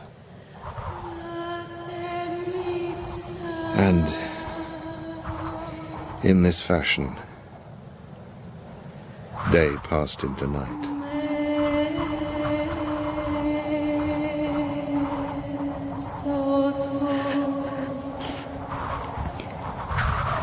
Yesterday, you wore an old linen tunic under your armour. Last night, when you came to bed, you threw it in a basket, ready to be washed. It was stained with your sweat, warm with the smell of you.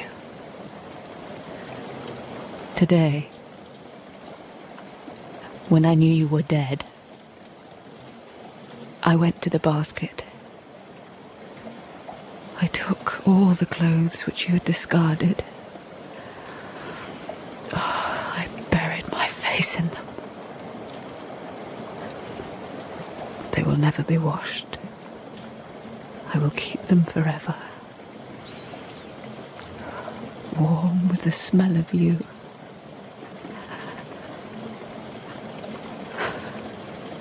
Oh, Helen. If I ruled in Troy, I would cast you out to beg your way home to Sparta. Every man who falls in this war dies on your behalf, but no woman would die for you. We see you for what you are. The killer of our children. The murderer of our husbands.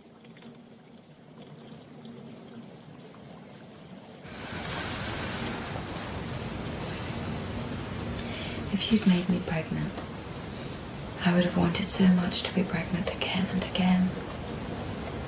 And then you would have hated it. And then I would have lost you. Why? Why would you have lost me? So often it ends with children. When you die, when you are killed, I shall be taken to see your body. And it will lie there, in front of me, completely still, naked, as you lie in front of me now. We will all die, Helen. Yet to me, death is inconceivable. The thrush in the thicket does not sing forever, but meadow and woodland pour forth the same songs until the end of time. The stag in the forest is killed by the huntsman's arrow, yet its kind does not perish. And the lark, which dies this winter, flies as it has flown for 1,000 centuries.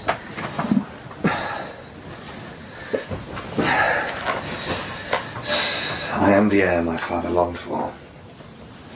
If I had been born his eldest son, I would have kept Troy and held it. I would have reared its young men to be violent, domineering and cruel. Now it is too late. If I die, if I am killed soon, as you fear, I pray that the gods will change your shape. I pray they will transform you. Into what? She is dead. She died many years ago. Tell me who she was. Her name was Maloney. She loved me without selfishness. She wanted nothing for herself, only her lover's happiness and peace of mind.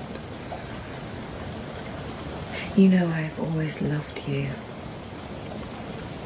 Why are you trying to hurt me?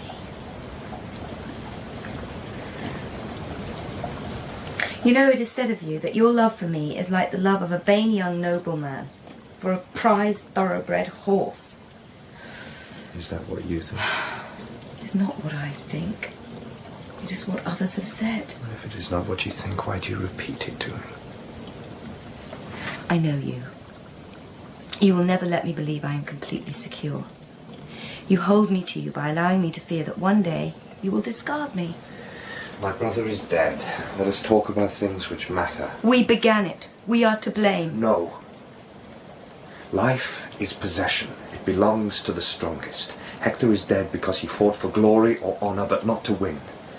Agamemnon's men are not stronger than we are, but they are winning because they have more to lose. I was born to rule in Troy. But how could I rule? How could I honor Hera, the goddess of power, unless I killed my own brother and took his place? I left Oenone to follow Hera, and Oenone died for my sake. I chose to seek safety in the arms of Aphrodite. You became my throne, my empire, my fulfillment. And I loved you. But now, I shall be Priam's son.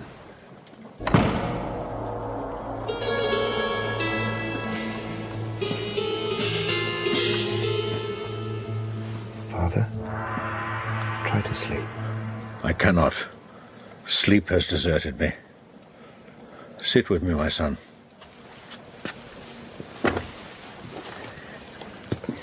It is not over. When you are gone, I will be king. No. When I am gone, only the carrion birds will live in this place. You will never be king. I know how you have longed for it. Beware. It will destroy you. I will be king. Not while I live. You are too old to fight. I'm twice the man you are. I will destroy them. How? You cannot fight as he fought. Yeah. Now he is dead, he is a god. He was your brother. Do you feel nothing?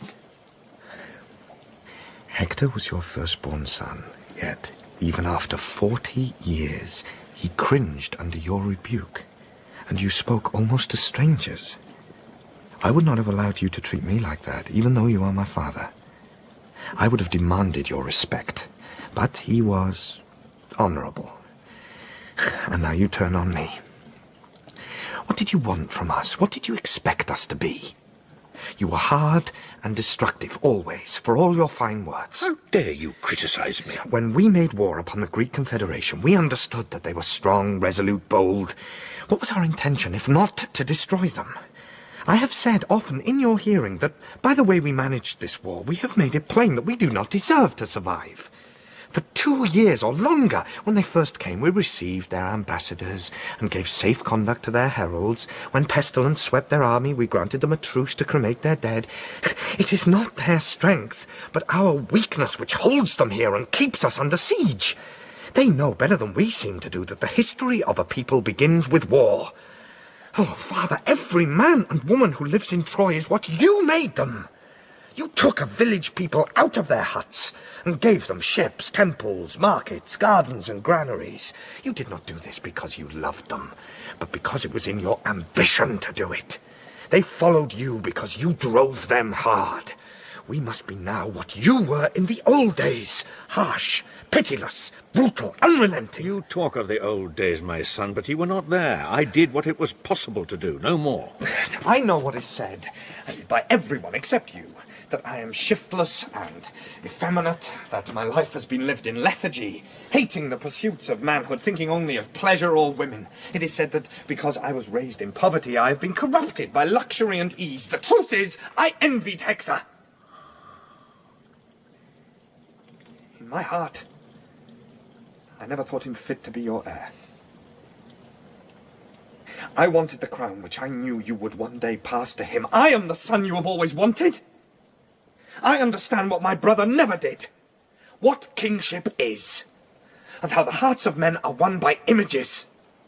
How they love magnificence in power. The gift of effortless preeminence. I have always known I will be king.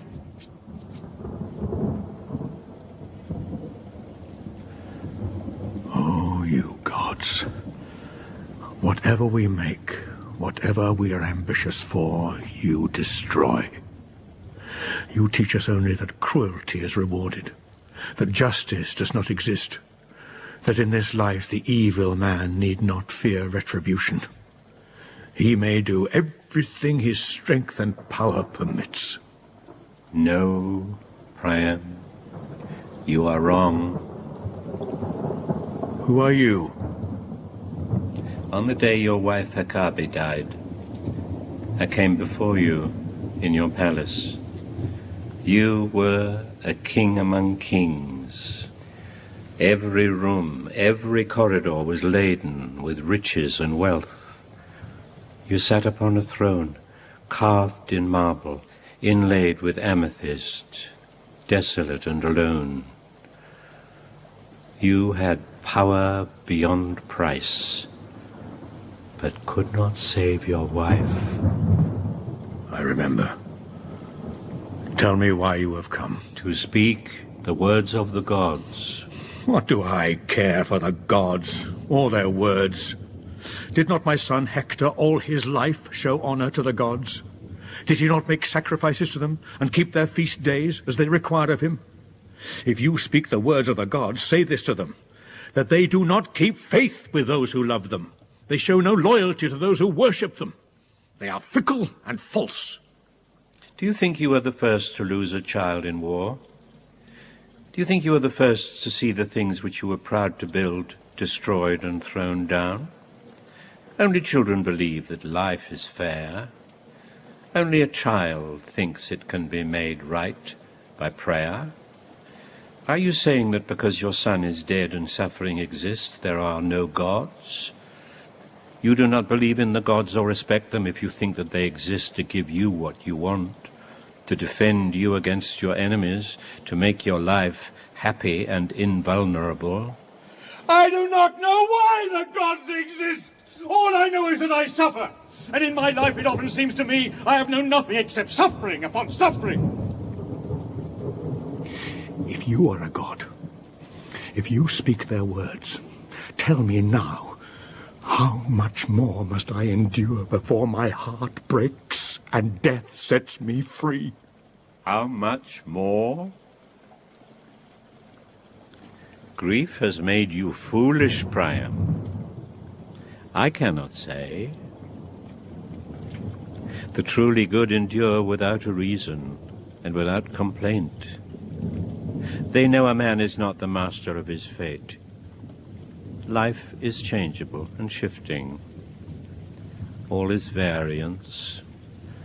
Alone, the philosophic mind accepts this and learns that all which comes to pass is God-given and must be borne with patience.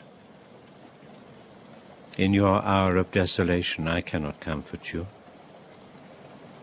You are alone. You must find within yourself the strength to bear what mortal life must bear. Hector died as he had lived, bravely in war, according to the commandments of manhood and duty. All men are free to take their own way. Hector was killed because he killed Patroclus, whom Achilles loved. Do you think that heaven would protect him against the anger of Achilles? His death does not mean the gods have no love for him. What is death to the gods? Go to the tent of Achilles. You will find him asleep. Draw your sword and kill him, because he killed the son you loved. Or else show him what suffering has taught you.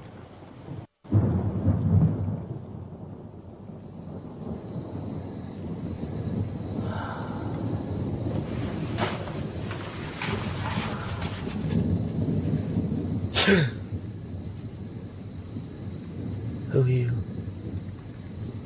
I am Hector's father.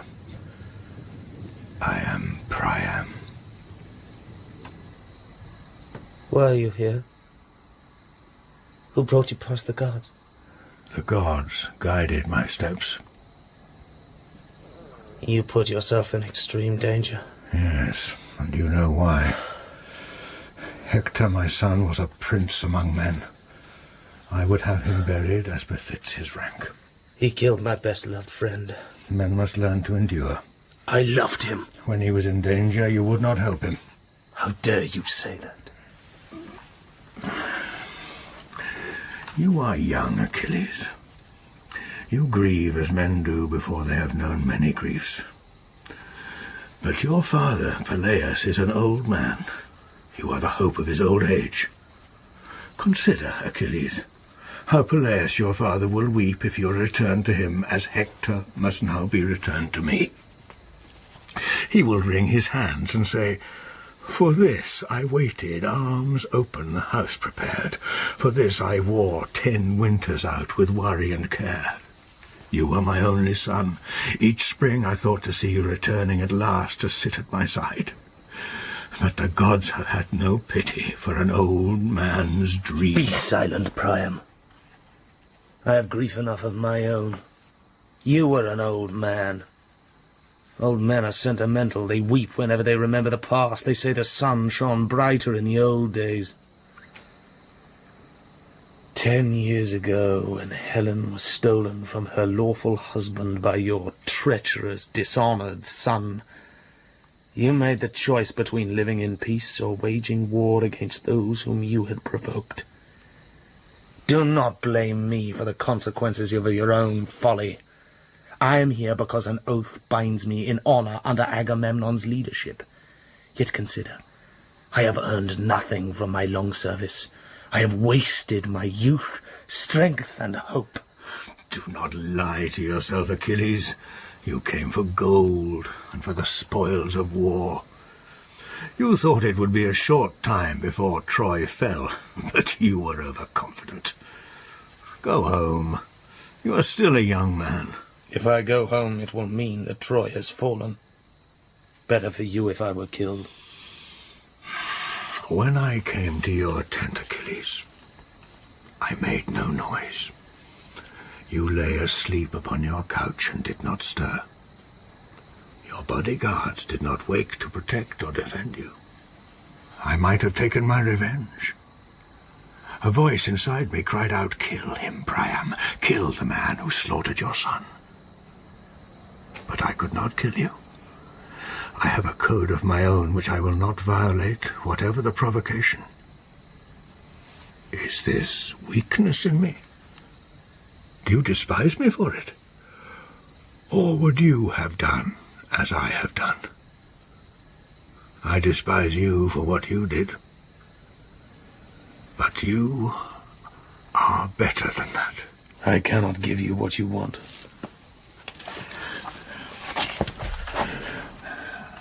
I was once a hard man, Achilles, a stubborn man. Yet I kiss these hands of yours, even though they killed the son I loved. Rise, Priam. I will not rise. I am an old man. There is little I have not seen in a long life. I know that nations which are great, as Troy has been great, are not destroyed by those who are better than they are. It is because we are higher than you, truer and more generous, that you desire to tear down our walls and plunder and burn our city. Then you will absorb into your own barbarian culture the best of what we taught the world. You will raise yourselves up upon our foundations. In time, some other nation, crueler, harder, more acquisitive than your own, will do to you what you did to us. But these things lie in the future. We live in the present. You, Achilles, once sat as a guest at my table. You came to my city to learn what I could teach. I see now that I taught you nothing. You have murdered my son, who rode beside you like a brother. Hatred should end with death, but you have no honor. When you expend your anger and bitterness upon his lifeless corpse, you punish only the living, his family, his wife, his father who loved him. The war is not about Helen. The war is about corn and trade. It is waged by a barbarian tribe out of envy and greed. The gods sent this war out of heaven as a curse. It must be endured. Take Hector's body. Take it and give him burial. The law must be obeyed. You must have what you ask. I acted without honor or pity or common decency. Soon I will be dead. Better for me had I never come as a soldier to these shores. Better not to have been born. War should make us better than we are, not worse. You must be tired, Priam. I would be honored if you would sit at my table and eat and drink with me. Wine and food bring their own relief. No, Achilles. I can eat nothing until I see his body. It is here.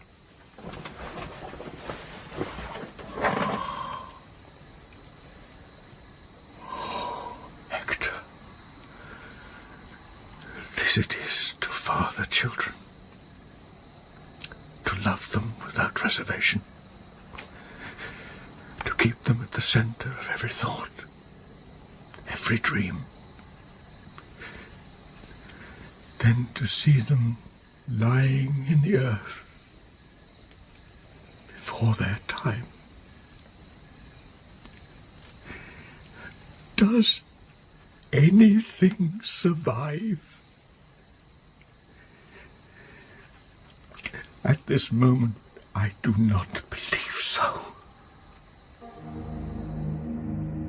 Oh, that we could foretell the end of these events, and in apprehension of what must befall us learn to bear it better. That we might see before beginning the ruination of our hope and youth and promise. That all our miseries might be revealed to us in the cradle, so we could grow familiar with them and learn to call them by common names. Yet who, knowing this, would go a step further? Who, if he had a feeling of his own bereavement and death, would venture forth in this life at all? Who, knowing the distracted faculties of love, would hazard his sanity in its pursuit? We are wretched creatures, ignorant, selfish and cruel. My life has gone by, and the time has been wretchedly used. I have been ungentle and unloving, and serving myself above all others. I have wasted my best days. In wine there is some oblivion, yet it does not last. In sleep there is some rest, yet it is not perfect. In memory there is some peace, yet it is fleeting. In love there is some ecstasy, yet it is changeable and shifting. Forgetfulness is ever denied us, for the imagination does not forget, except briefly, but possesses its own iniquities to the end of consciousness, which, if the gods are kind, is death, as sleep secure and senseless, inanimate as the earth.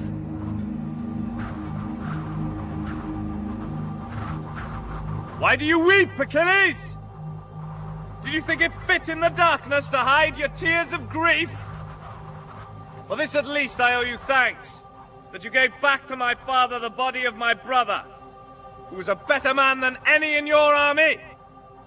I have no chivalry, Achilles. I obey no custom of war. If you had perished in your infancy, hundreds, thousands would live today to see the sun who you have sent prematurely into darkness. I show you no respect, because you deserve none. Come closer, Paris. I see that you still fear me. You carry sword, shield, bow, but I could take you with my bare hands. Look! For all your swiftness and agility, I can outrun you as the stag outruns the hounds. That you can outrun me and outfight me, Achilles, I do not doubt it. But you cannot outrun the arrow which I have marked for you!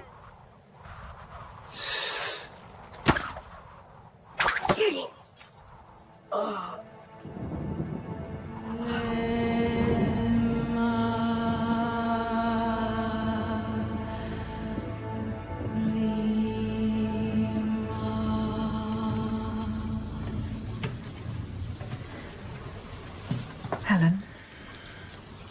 What is it? What has happened? Have courage. Paris is dying, Helen.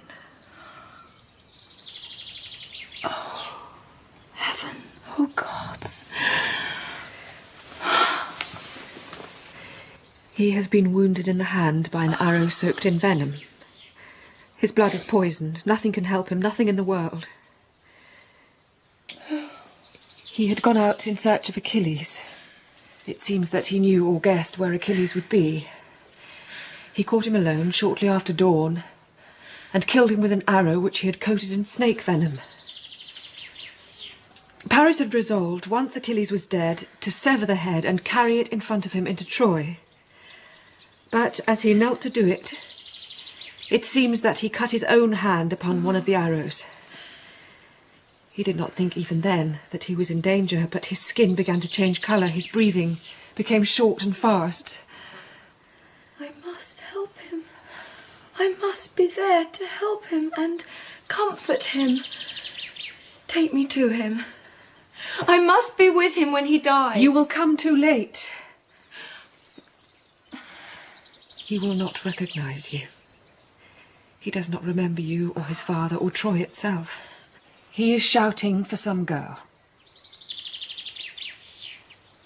Some girl that he once knew, whom he betrayed and deserted. Was there such a girl? I never heard him talk of this before. Her name was Maloney. When he is dead, they will bring you his body, and then you will be able to dress him for the funeral.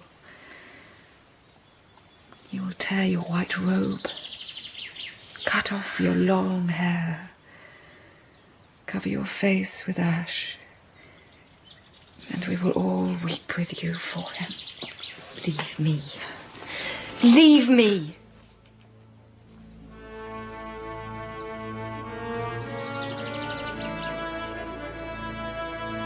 I have lived like hot summer air.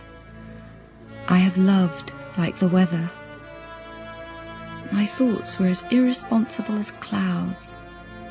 My affections as fierce as the wind. Now, in my grief, I have fallen like an apple on autumn leaves. A single night has bound my heart in ice. This is midwinter. I long to be clean and hard, bright and free, released from climate, season, and mortality. If we cannot do it by force, brother, then let us do it by cunning. Since the Trojans desire to think that we're defeated, let us feed upon their hopes. Let us confirm the contemptuous opinion which they hold of us. And now that Achilles, the greatest and most prodigious of our fighting men, lies dead, let us appear weak and demoralized and superstitious. Let us depart under cover of night, leaving behind us on their beaches only a single votive image to placate the angry gods, whom by our lawlessness and strife we have affronted. Thus Troy will be taken not by an engine of war, but by an image of peace, the emblem of Poseidon, the sea god, a horse made of poplar wood, 10 or 15 feet in height, and inside as hollow as a laundry basket. Within it we will conceal 2 or more of our soldiers. The Trojans, out of their piety, will transport the horse within the walls of their city, and once they're asleep or drunk, our men will emerge. One will light a beacon, signalling our fleet to return, and the other will open the heavy gates of Troy to admit our invading army.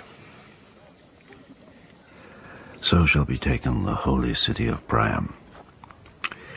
He made it to stand forever, firm against the ages. Yet in a single night, every part of it will burn. I have often imagined how Troy will fall. And in my grief, I've often prayed for death, desired it, amorously, to be a second husband to me. And I have longed to be set free in sleep. Last night, in a dream, I walked beside a river where the scent of flowers fell heavy on the air. And in that silent place, Hector walked beside me. The shock of death had not yet left his face. "Hear me," he said. "My time is short, Andromache. Take the boy and hide him in another country. Troy will soon fall, and they will leave no part of it large enough to hide a child. But I cannot take my son out of the city his father loved. His death will be the end of me. But he is Hector's child. And dreams are not real. They are only dreams. And I must endure what the wife of Hector must endure. There are no choices left for me. Yet, I shall beg them to spare his life. Agamemnon will answer me. Andromache, do not be a fool. The day will soon come when this boy will be a man, and then, as a good son should, he'll seek revenge. Blood will have blood. When a man dies bravely in battle for his gods and country, he is loved, even in his death, and all men weep for him. But for the widow he leaves defenseless, the child orphaned, there is no chivalry. Truly it is said that the family of a brave man weeps often. But for me, death will be like the moment when at last the storm blows itself out and the sky clears and the light is clean.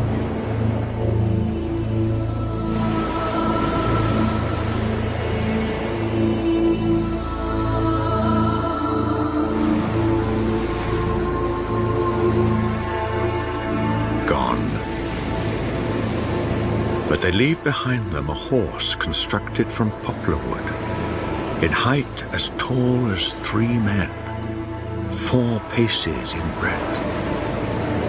A votive offering to Poseidon, the sea god. No nation being more superstitious than the Greeks.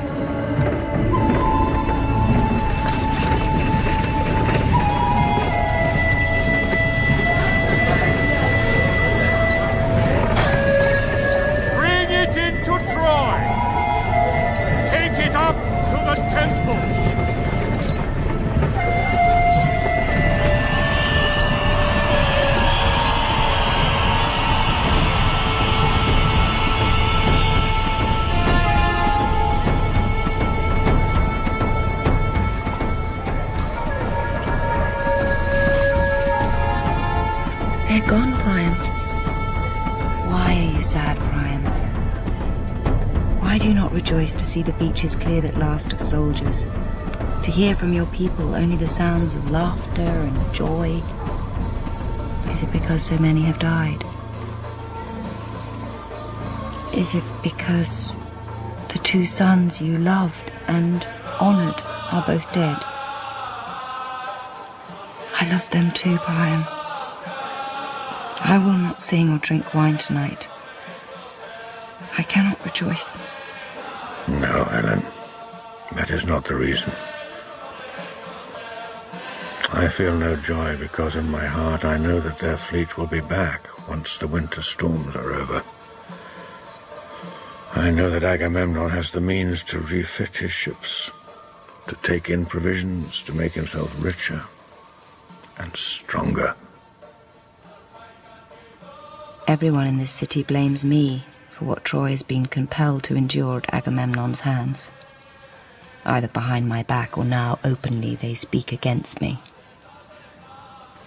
Everyone, except you, Priam. You never blamed me. You have always been kind and gentle towards me. It is said, everyone says it, that you knew Troy would be destroyed if Paris lived. Were you not afraid when he returned from Sparta, bringing me to Troy as his lover? I was afraid, but not for his sake and not for yours.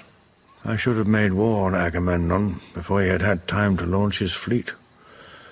I should have demanded obedience from the Greek states, and when they refused it, I should have accused them of spurning my friendship and then attacked them. I think now that the years when Troy was at peace weakened my resolve. When I was a young man, I did not hesitate to take whatever measures were necessary to restore order. The times were harsh. I taught my enemies it was not wise to fight with Priam. But I lived to be old, and as old men do, I began to think too much. I saw that no life is lived which does not end in failure. Accordingly, I failed to punish, with appropriate severity, those who threatened my interests. I was strong, but not strong enough. They will win for this reason, Helen. They hit harder than we do. They bear pain better. No, Priam. I think you have defeated them. I think they know that they have failed. Do not abjure your love songs, nor forget to make of life one everlasting day. Believe the world was made for humankind, and that in your own image it was framed, and that to fit your loveliest desires it has no other purpose, no, nor truth. Worship the rose, and never fear to love the perfect beauty of an imperfect girl. We come from nothing, and are gone like smoke. We cannot answer questions, never know why we are born to die, or why we live in this and not some other space of time. This spark which kindles us will soon be out, and out. We never light its flame again.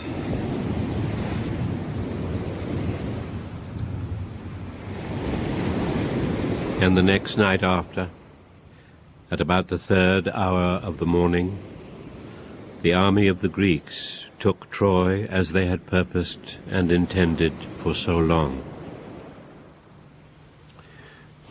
The Trojans, for their part, kept no watch, nor did they think any man would have come in and assaulted them, since, as they thought, the Greek ships were gone, and their whole army departed. The Greek soldiers, entering into the city of Troy, despoiled both houses and temples, slew the inhabitants without mercy on young or old alike, but killed all they could light on, even the laboring cattle.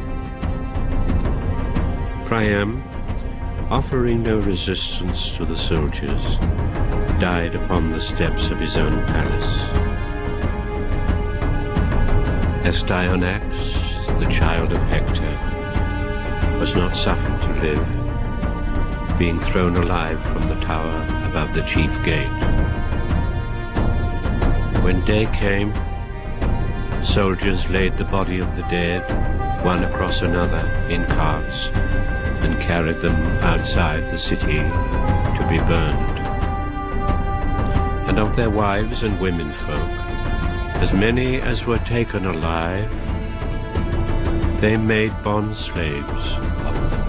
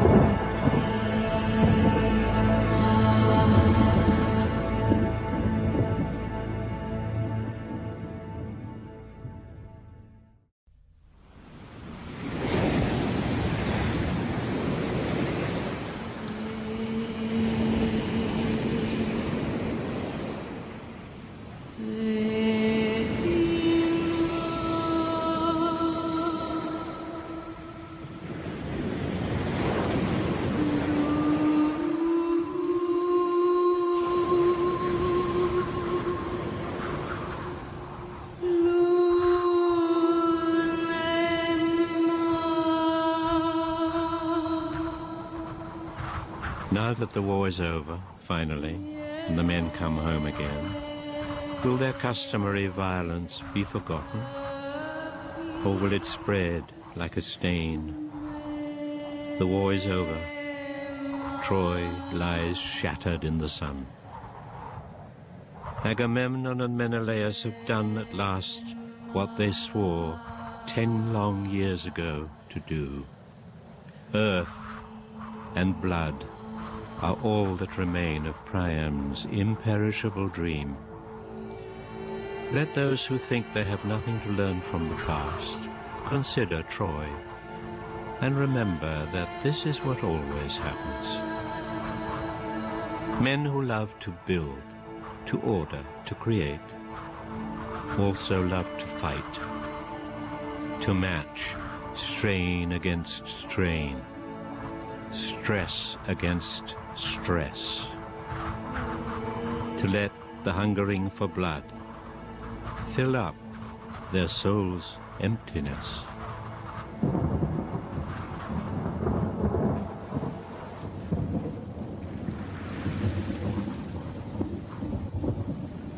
You are pale, Orestes, and have been weeping. Why? Today should be a day of rejoicing for you and for your mother, Klytemnestra, and for the citizens of Argos. Troy has finally fallen. Your royal father, Agamemnon, comes home at last. 10 years of hardship, 10 years of fear are at an end. You mistake me, Aegisthus. I rejoice that my father comes home, but I weep because my mother forbids me to be at his side when he enters the holy citadel of Argos. Do not doubt your mother, Orestes. For everything she does, she has a reason. Since Agamemnon left her side and went to Troy, your mother has suffered in ways a boy of your age cannot understand. I am your mother's steward, her closest advisor.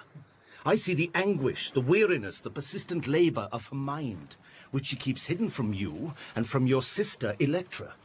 Remember, too, that in her heart she still grieves for her daughter, your firstborn sister, Iphigenia, whose life Agamemnon was obliged to offer as a sacrifice to the gods. Now, perhaps today, at last, she wishes to make her peace with your worthy and illustrious father. Do not use smooth words to me, Aegisthus.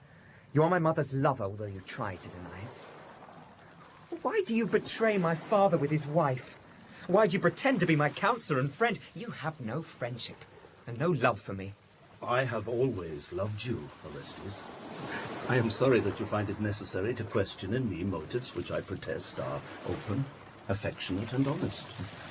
Argos is your home. You do yourself wrong to fill it up with imaginary enemies. Do you suppose that all men, other than your royal father, are deceitful and self-interested? Do you think that your mother plots against you too? Are these truly your thoughts, Orestes? A man should take his thoughts private to the grave, Aegisthus. He is what he does, and only that. Well, you are too young, Orestes, to know what a man is or does. Honor your father. Be glad that he has come home. But obey your mother, who has always loved you.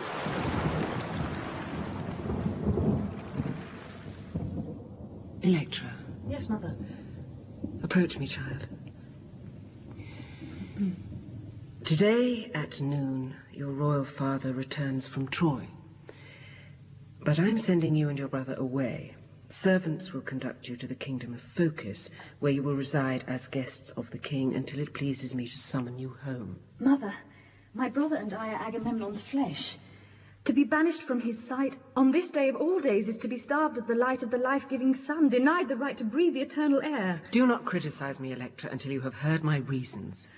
Long ago, before your father was vouchsafed his triumph in this war, he did to me and all our house a great and grievous wrong. Until we two are reconciled and have spoken together mutual words of forgiveness and trust, these celebrations must sound a hollow note. Mother, I know well enough that my father did wrong to spill his daughter's blood. Yet I make bold to say that he did it because the gods granted him no choice. And in the thing he did it for, they have rewarded him with success almost beyond hope. You never knew your father. It is only his name which infatuates you. At Troy, below the walls, no human being moved except at Agamemnon's word. Power such as this is to be feared more than loved. I place your brother Orestes in your care. Be mother to him as well as sister. In time, you will come to see why I dispose these matters as I do. Now, obey me, child, and go. Mother, my duty to you as a daughter compels my obedience, but I am like my father. I say without fear what has to be said. The king's ship has docked, Klytemnestra. Agamemnon has already disembarked. He is waiting for the elders of the city of Argos to receive him. Have you spoken to the king or seen him yet? I have not seen him, but I have heard that the crossing from Troy was a rough one. Storms caught the fleet within a day and a night of their departure. The king's flagship has lost a mast and several of its crew, but the king himself is safe and well. Is everything prepared? Everything is ready. I long to strike the blow, and yet I fear to do it. Love, do not be afraid. He is my husband. He is the father of my children. If you had been mine, Klytemnestra, do you think I would have left your side to go to Troy? Do you think I would have shed the blood of the children we made together? Nature is merciless. Against this unreason, the gods have set only a small measure of personal affection. The ties of blood and family which they mean us to honor, not to destroy. But your husband, Agamemnon, desired from life more than wealth, more than the scope of a monarchy could give. He strove to rule as a god upon the earth, and in the fulfillment of his will, no scruple has dismayed him, and no moral law prevented him. His father Atreus was the same. My family remembers Argos before Atreus took it for his own. We are the old, true stock, older and truer than the king's line. Yet Atreus imprisoned and executed my father for crimes it was later proved that he did not commit. Oh, Klytemnestra, justice will never exist on earth if we do not dare to take into our own hands the powers of life and death and use them boldly, as the immortal gods are said to do. Take word to my husband the king that Klytemnestra his wife makes ready the house for her lord's return. Say that she awaits his coming with a heart brimful of expectation and longing. I know you have sworn to receive him alone and strike the blow alone. But when he enters this room, I will be within hearing. Power, or the lack of power. There is nothing else. In the city of Argos, it is said of me that my body is female, but my mind masculine, hard as a pebble, sharp as a kitchen knife. We knew a month ago that Agamemnon was coming home. A shrill old man, his face dark as a berry, burst into the hall where we were eating. "Oh, mistress, Troy has fallen. I've sighted fire in the sky." The news he brought was true. It came on wings of flame, leaping like a voice, first from the victory beacon they kindled on the wooded slopes of Ida overlooking Troy, then on to Lemnos, then to Tenedos, then across the astonished world to Argos. I have not forgotten how Agamemnon was 10 long years ago when his ship set sail, how the prospect of glory gnawed at his entrails like a fever. He swore to batter the gates of Troy like a metal glove hammered out of solid gold over a fist carved in granite. And, as if intoxicated by the scent of blood, the island tribes flowed after him, avid with longing for what he promised them: treasure, empire, and women. At Aulis the gods checked him. The wind would not blow. The fleet lay month upon month at anchor, dangerously becalmed. There, as every passing day brought rumour of mutiny to his tent, anxiety clawed at his faith. He summoned the priests, ordered the sacrifices taken, demanding to know why the gods had stymied his ambition. "Why will you not give me a fair wind to Troy?" he cried. The gods, laughing at his pride, took counsel of themselves, saying to each other, "Now let us discover how much he wants it." Out of heaven, Hermes, the wayfarer, spirit of mischief, appeared in a dream to Calchas, the high priest. Interpreted, the dream spoke, as superstition does, in images of cold horror, asking of Agamemnon what he dreaded most to give, the life of his own firstborn daughter. When he heard it, he wept in secret, but in public put on a grave and stoical face. "Let Agamemnon give up what he loves best for the sake of his country and his gods," he declared, "for no one shall say that I am an impious man." And no one did. And so his order was obeyed. I brought Iphigenia to Aulis, unaware of what was intended. When Agamemnon, his stomach fluttering with fear, told me that the gods required her blood, I lay down and howled. But the girl, informed that her death was heaven's will, proclaimed it glorious to die in a noble cause. Life to her, at 13 years of age, was sunlit, vivid, simple. "To be born Princess of Argos," she cried, her voice ringing like gold on marble, "is to be daughter to a nation. One life must not hinder this great enterprise which the Greek Confederation undertakes. Often in war the youngest and the best are called to suffer first." Accordingly, she uttered no word of protest as the priests in their sacerdotal robes bound her and carried her, horizontal as a carpet, to the altar. The silence and the slowness of it seemed obscene as she was stripped for ritual death. Her eyes were huge with courage, but her breasts, bared to meet the knife, were small. with blue-white veins. I wept. The end came in an instant. The priest's arm arced downward. The blade flashed in the light. I made no sound nor cry, but looked into my husband's eyes and thought,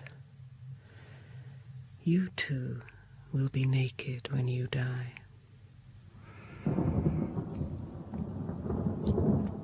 I have tried to be happy. Tried to find contentment raising my children, loving them and caring for them. I made the best, as a woman must, of what was imposed upon me by the contract of marriage. What was he? Nothing. A hollow drum of a man. The son of a father noted only for his obdurate aggression. What he craved in me was the nobility I was born to. He knew that what others said of him was true, that my ancestors ruled as kings and queens in Sparta when his lived in caves. I brought into his palace a gentleness, a loveliness it had never known before. I furnished it with the laughter of children, with dancing and with minstrelsy.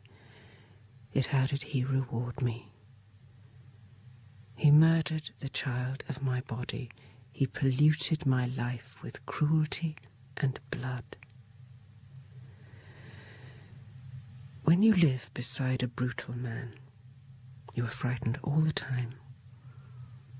The fear never leaves you completely, even when you know that you are in favour. Even when you feel yourself to be loved, you cannot forget how, in a moment, his mood can alter, how he can decide suddenly, without reason or motive, that someone must die, someone must be killed. To frighten the strong, to put fear into the hearts of those who have power, it is necessary to shed their blood. Killing is the only end which the strong truly fear. In a world where the powerful kill with impunity, where killing is the currency of power, you must do as they do, or suffer in silence. I want Agamemnon to know at the moment when his own life is taken from him by force, that I too have the strength to strike, that the power he thought was his is also mine.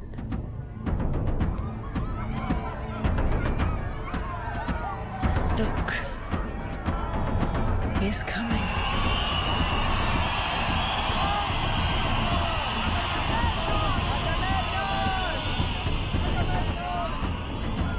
In 10 years, he has changed little.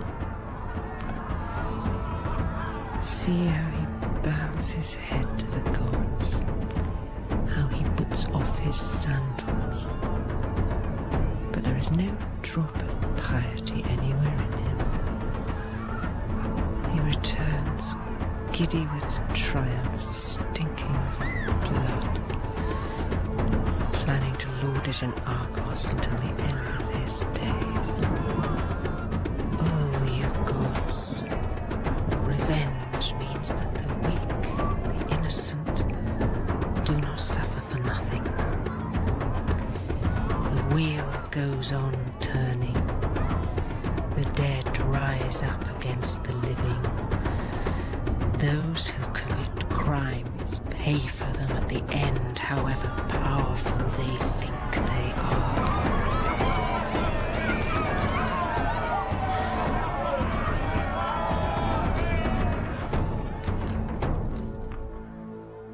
I kneel first and kiss the blessed earth which gave me life.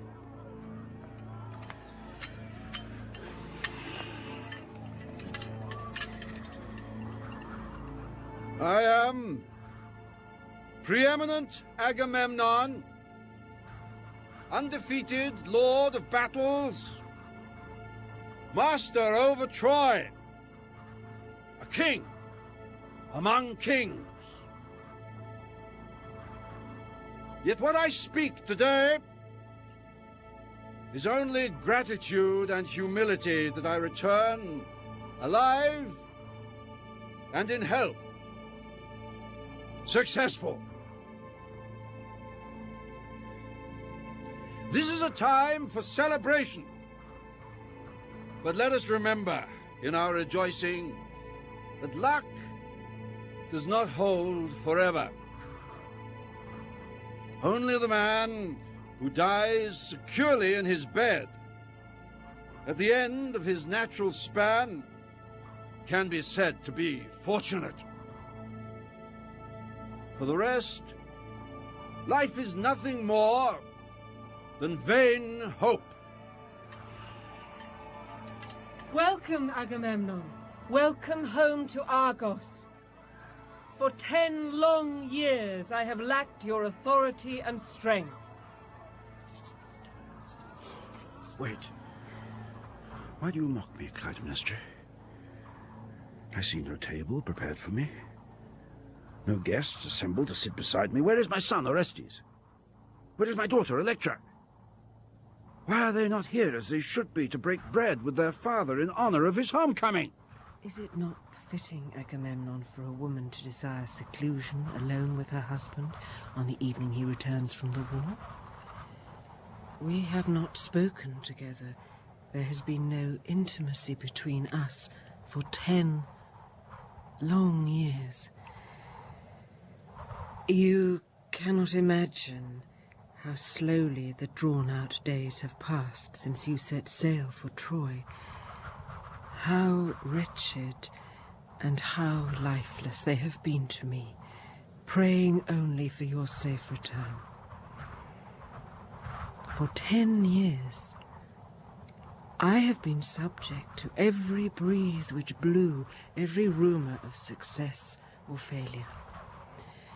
Yet now, you come home to me like spring after winter's long hunger, or like the reviving sun to the barren ground. Klytemnestra, I thank you for your gentleness and courtesy, as well as for the faith that you have always shown in me. It is fit and right at a time such as this for husband and wife to be alone together. Let the doors be closed behind us. Tonight, I shall be to you not a general or a king, but a husband and a man.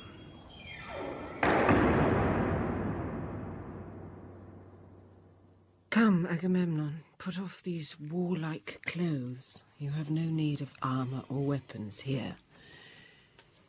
In Argos there is nothing but admiration for you and what you accomplished. You took into your hands the great two-headed axe of justice and cut down Troy with it. Cut her down as if she were no more than a rotten tree. Oh, I could tell you a tale of how it was for us. The misery, the heartache, the privations we endured under the shadow of their walls, lying comfortless on the unyielding ground, always short of sleep, always hungry. And how from Troy's flat, unharvested fields the sky sucked up its persistent drizzle, its sodden dew, its vegetative damp, so that lice lived in our hair. Our clothes crawled with vermin, and there were months on end when we were never dry. In the winter, let me tell you, the cold was so intense that the seabirds froze in the hollow air. And in the dry midsummer's heat, even the ocean did not move. There was no wind. Nothing grew, except, or so it seemed to us, the distance between ourselves and our deliverance. Earth and home which grew daily like a lengthening shadow. These hard conditions and the sullen climate put many of us into strange diseases. Pestilence and fever took the strong, while the weak died of hunger or their own fear. In reward for our perseverance and struggle, we asked only a calm sea, a tranquil voyage to accompany the lag end of our labors. But it was not to be.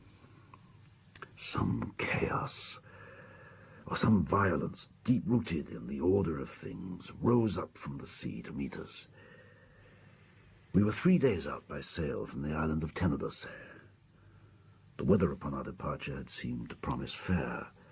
The sea was calm, and below the prow as we sailed were dolphins in the water, wet-backed, glistening as they reared above the surface. Then, towards the evening, a fresh wind got up suddenly out of the east. The movement of the air over the decks became charged with violence. As we worked to lower the sails, the ropes burned our hands, moaning with a sound like the howling of dogs. Next, without warning, the wind swung hard to the north, while the sea roared its anger at us out of the darkness, faster than we could prepare to meet it. 2 men were swept off the hatches and lost as the storm cast its main force against us. For an hour or more we struggled to hold our course. Then, striking our remaining canvas, we thought it best to let the helm go and to allow the ship to drive with the tide wherever it would please the highest gods to direct it. For a day and a night, we lived each moment in expectation of immediate death. Yet by our bowing to the storm's ferocity, we ensured, it seems, our own survival. Of the fleet which set sail from Troy,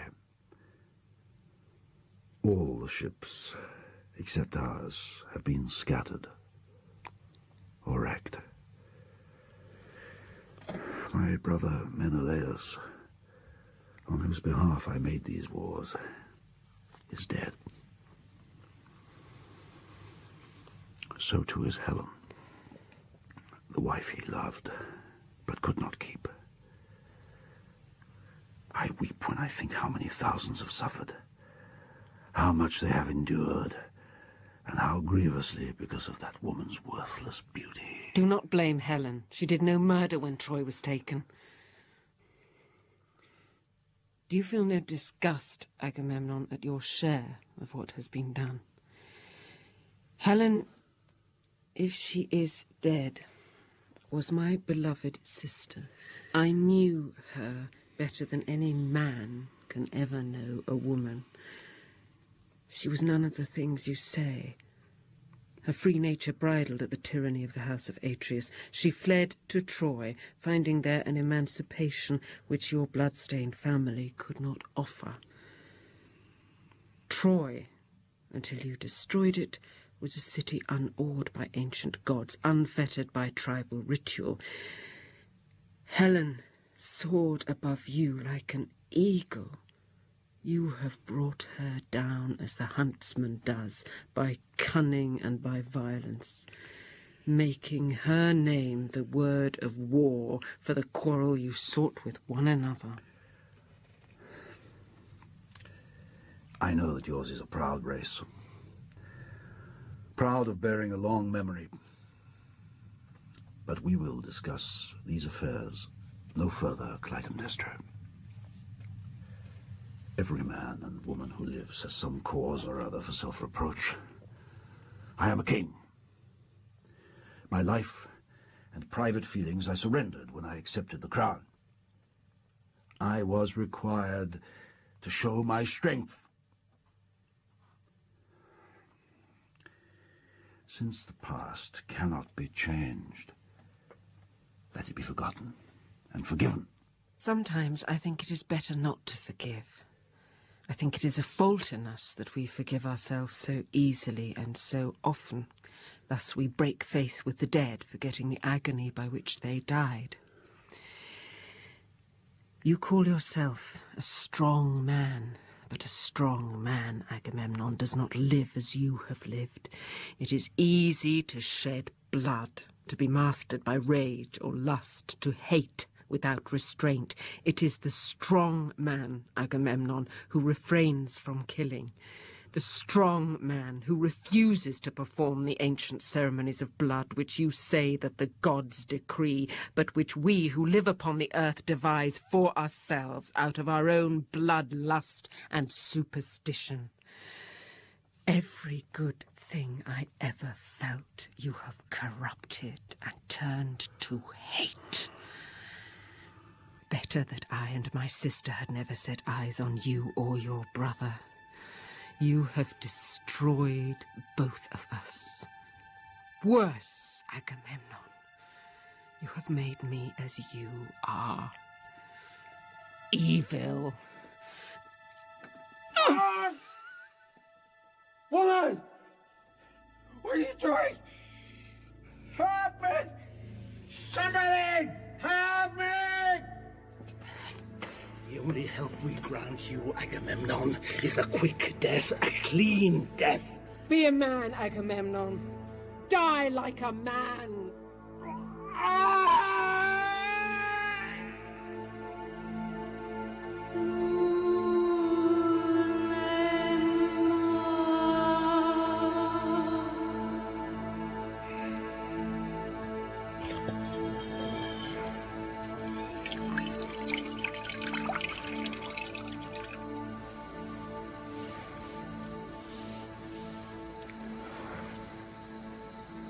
Wake, sir. You have been asleep a long time. You must eat, sir.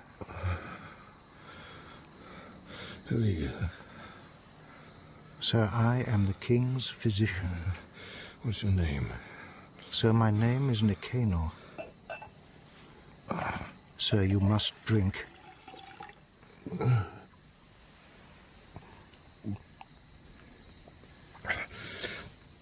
What city or what country is this?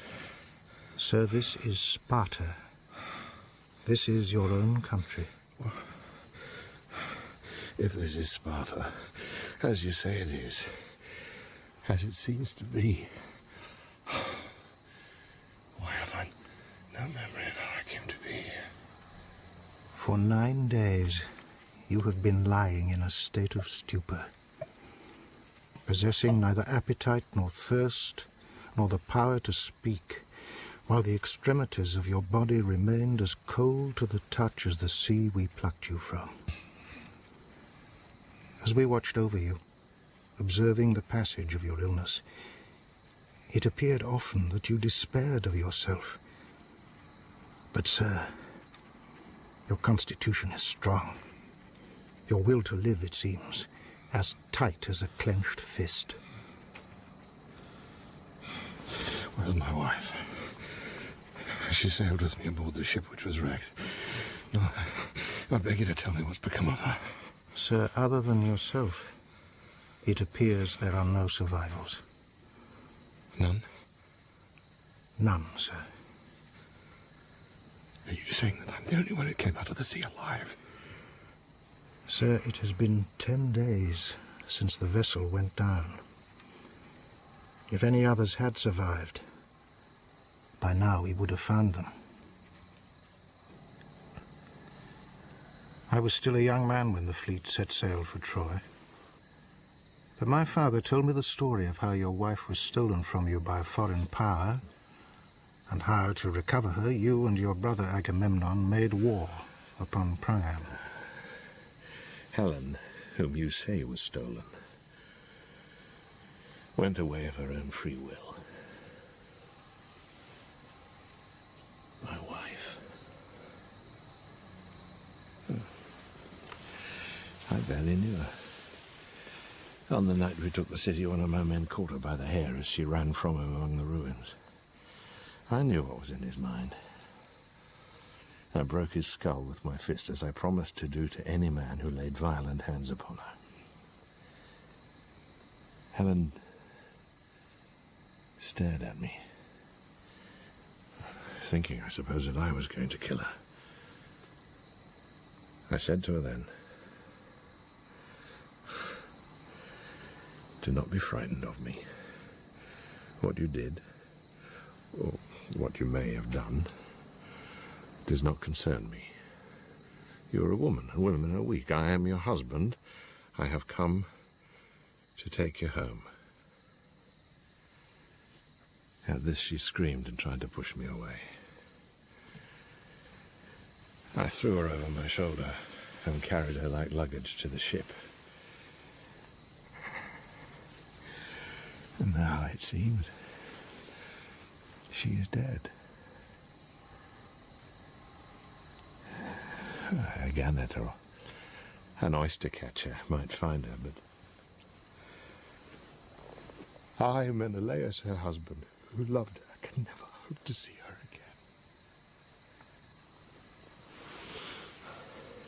Every day of my life I have made sacrifices to propitiate the gods, but they have given me nothing. Sir, there is more news. It grieves me to report it, but you are the king, and it should not be kept from you. Say plainly what you have to say. Agamemnon, your brother, is dead. His life was not lost at sea in the storm. His ship reached Argos in safety, but within an hour of his return he was murdered in his own bed by Klytemnestra, his wife, who cut open his skull with a sacrificial axe. Why? My brother raised her up and honored her. What reason did she have for killing him? Sir, she has made her reasons for it well known, declaring that when he put to death at Aulis his firstborn daughter, Agamemnon committed a crime against nature and the gods. What are these gods? Those who see them use them for their own ends. The gods tell them what they want to hear or what they dread.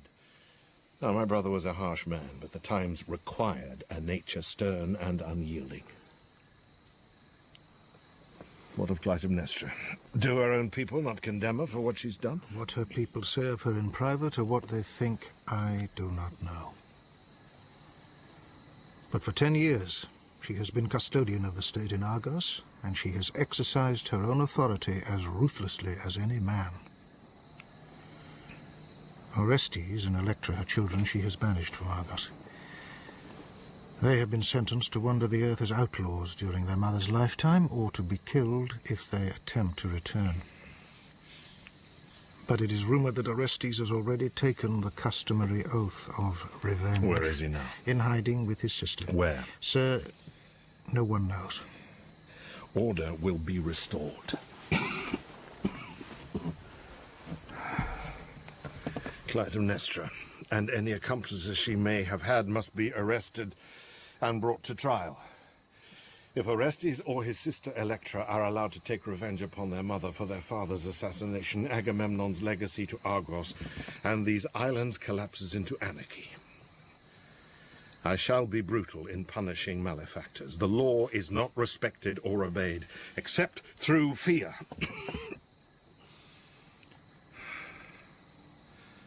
As for me, Nicanor, I am no more now than a dead man. No. You have life and breath. And while life and breath remain, sir, there is always hope. Be silent. Have you lost a wife? Or known a brother destroyed? It maddens me to hear you speak these banal words of comfort. If you have not suffered, Nicanor, I have the power to make you suffer. Then you will understand that the life you cherish is violent and capricious. Do to me, sir, whatever may please you. You are my king. My life and liberty are at your disposal. Yet still I make bold to say that the gods have preserved you, and in doing so they have shown that they love you. Helen being dead, the gods are no more to me than a figure of speech.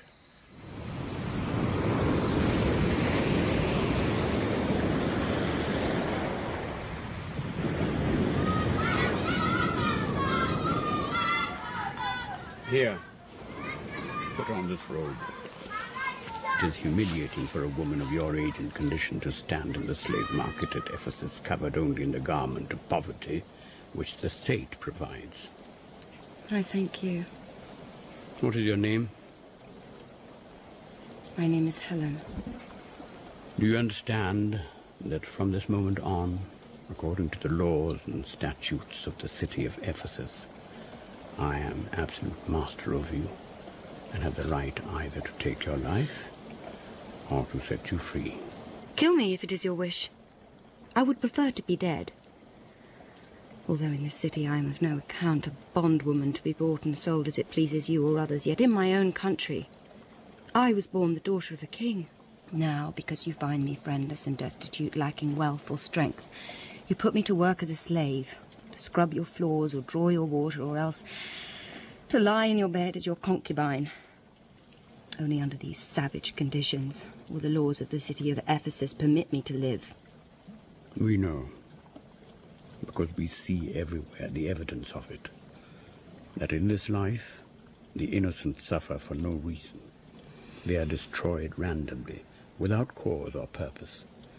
Yet when we ourselves are afflicted with pain, we howl our outrage to heaven and the gods.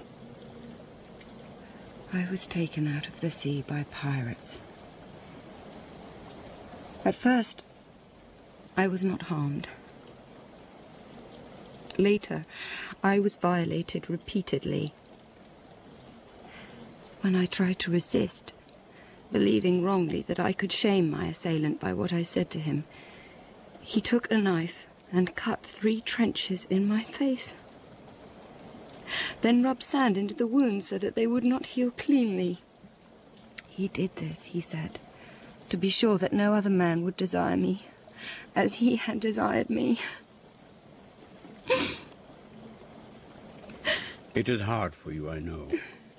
But had you been old or ugly, these men would not in the first place have spared your life. I am a weaver. My name is Parmenion. You will help me prepare the cloth.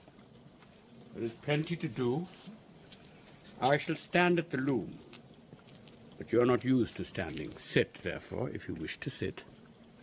I am a slave. I may not sit unless my master sits. Do then as you think best. If, as you say, you are a king's daughter, then even as a child you will have had slaves to command. Did you weep then for their misery, as you weep now for your own? Why must I work at your loom? You will be happier if you work. How if I am not? Then say that you do it to repay me for the food and shelter which I provide. I do not ask you to provide it. No, nor did you ask to be born. God has chosen to bring you here. It is God who puts you to work. I was wrecked in a storm. God did not make the storm. You are wrong. God has made everything. If I had not done what I have done, who else would have protected you? You become my property, yet I ask nothing from you, except the labor of your hands at my loom. In return, I give you shelter and nourishment. If, finding my company intolerable, you should seek to leave my house, be assured that I will not lock my doors against your escape, nor come searching to find you. I will ask no restitution of you or of the law, and however you treat me, I shall exact no penalty. I am not without wisdom, and know that one human creature cannot be master over the soul and body of another, except in law. Above all, be certain of this, that I have no design or dream of violating your body.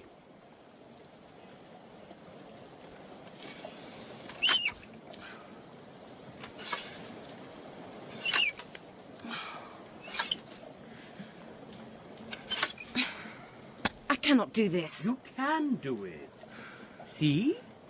You have a pair of eyes and a pair of hands. Therefore, you can do it. I cannot. Here. Persevere. Why? I am tired. I am near the end of my strength. You shout at me, because you are spoiled and angry. Be angry with God. He created you. He has walked at your side all your life. But of course, you have always ignored him. You are wrong. God does not walk at my side because God does not exist. You are ungracious and obstinate. I have made you angry. My anger comes from God, not you. I shouted at you. Yes, you have no manners. I was wrong to shout. Is that so? Forgive me? It is of no importance. It is important to me. Very well.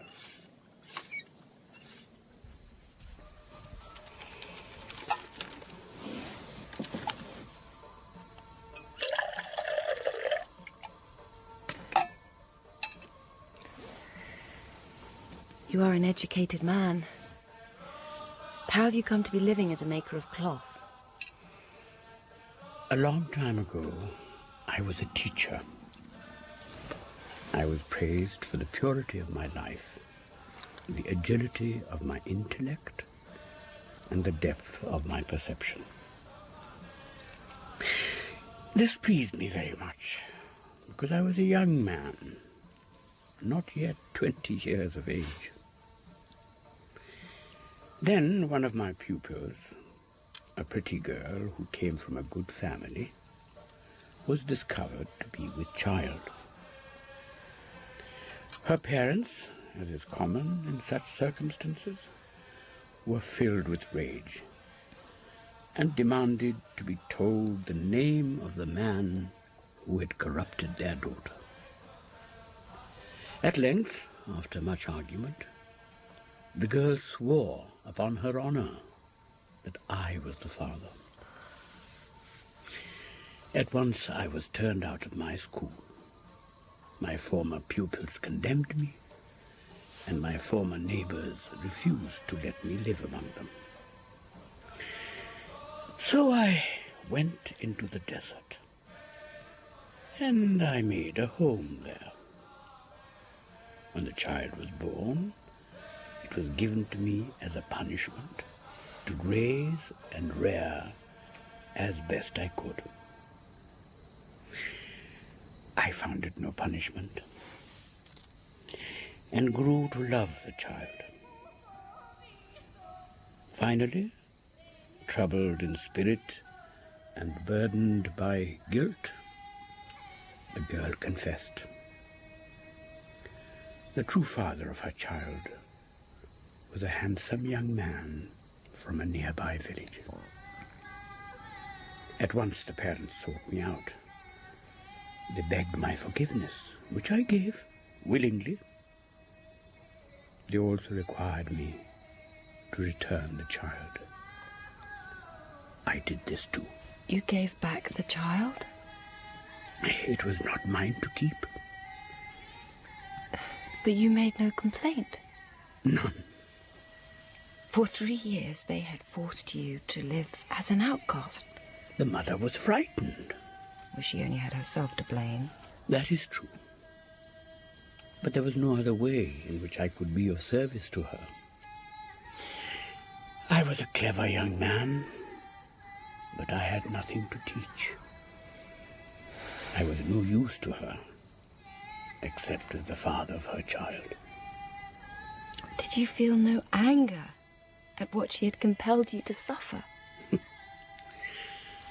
What I felt. And what I did. I taught, but I had not lived. Now I have lived, and I have no desire to teach. I betrayed my husband. The fault was not in him, the fault was in me. I chose to go with my lover to the city of Troy. Troy was a great city, greatest on earth, strong, far-sighted, wise. But Troy has been destroyed. On the night that the city fell, I saw my husband kill with his own bare hands any man who insulted me or struck me. I knew that my husband loved me. Yet the more he desired me, the colder I became. Something in us, to which you give the name God, strives to ruin us. It is like a demon, and seems often to possess a force stronger than our own strength. It haunts us with dreams beyond our scope to fulfill them, and engenders in us lusts and longings which, if we enact them, turn our spirits to vain or evil ends. We call this unquietness of soul by many names, saying, in our delusion, that a god is walking beside us, as if we are governed in our designs by the tyranny of heaven as the tide is by the sway of the moon. I say that what divides us against ourselves, what speaks to us in our visions and dreams, is only our own mortal nature.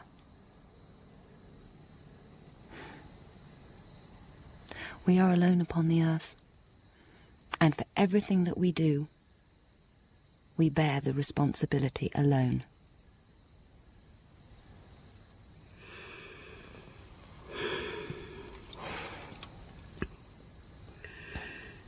You were pulled from the sea, but your husband is dead? Yes. Drowned.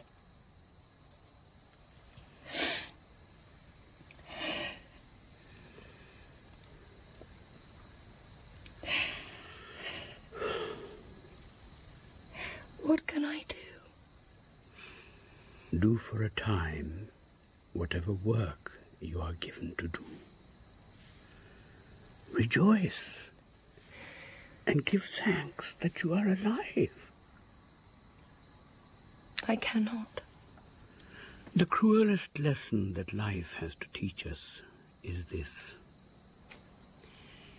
Everything which is given may be taken away. Your home, your livelihood, your loved ones, your health, your sight, your competence to perform basic bodily functions. But one thing you may preserve: your peace of mind. It cannot be destroyed, except from within. It can. The world can destroy it. No. Heaven and hell are within your own mind.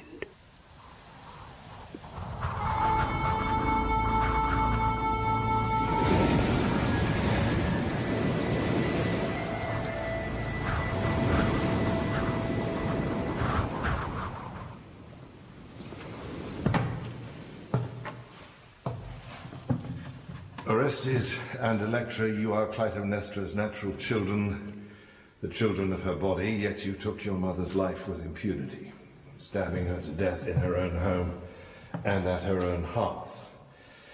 For this you have been tried and condemned by the elders and the people of Argos and brought here to me in Sparta for my judgment. You are both notorious criminals and have deserved the sentence which the court has rightly passed upon you, namely to be put to death by public stoning. If you have anything to say in your own defense, you may speak it now. I, Orestes of Argos, make no complaint. I did the thing for which I am condemned. I'm heir to the throne of Argos, yet at my father's death I was banished from sight, denied my birthright and my inheritance, and denounced without truth as illegitimate.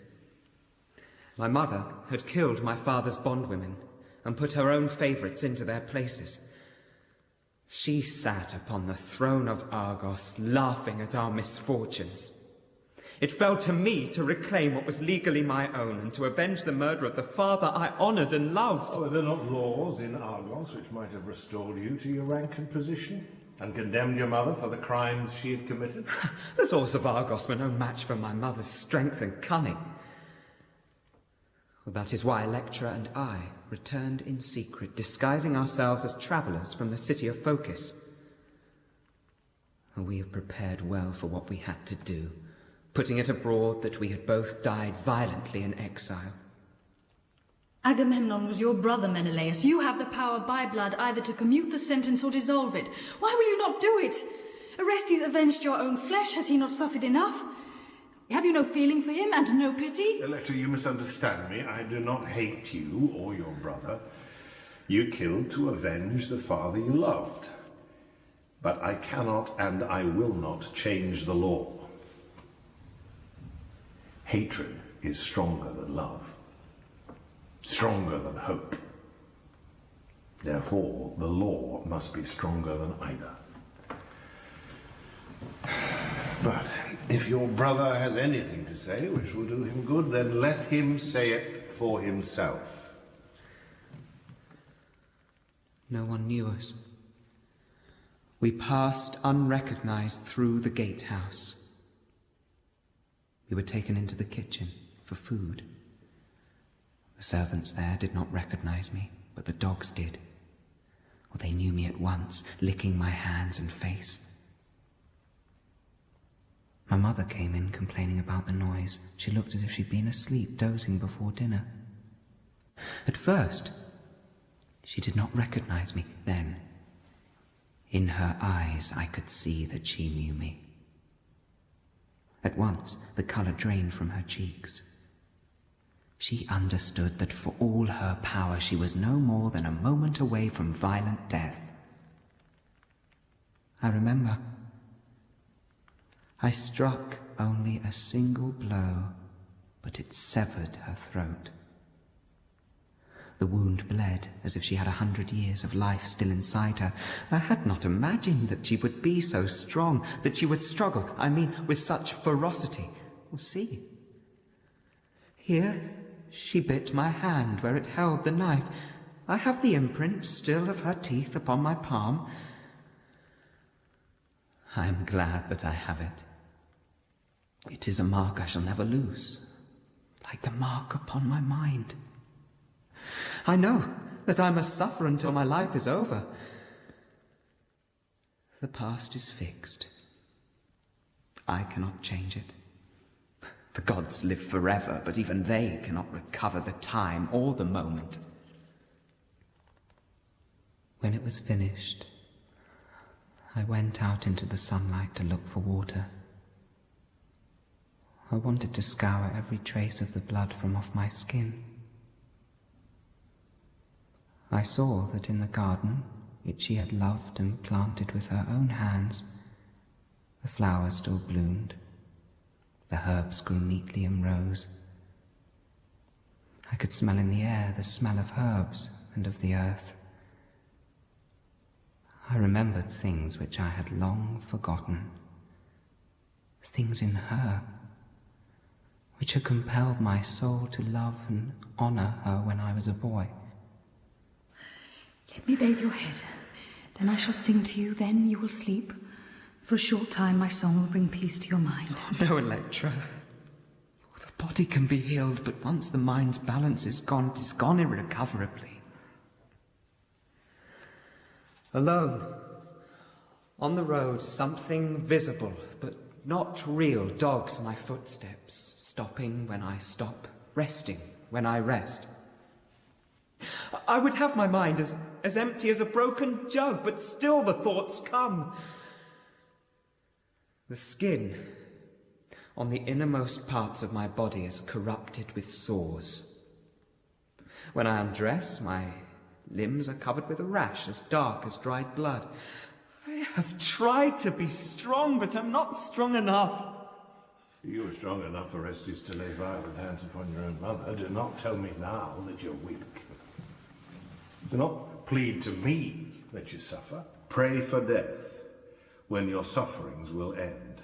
You did not condemn Helen, your wife, when the gods delivered her into your hands at Troy. You let her go free, but the gods have destroyed her.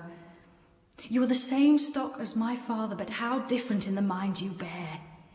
I am a woman afflicted by my sex with physical weakness, yet when my mother struck down my father for nothing more than her own gain, I helped my brother to destroy her.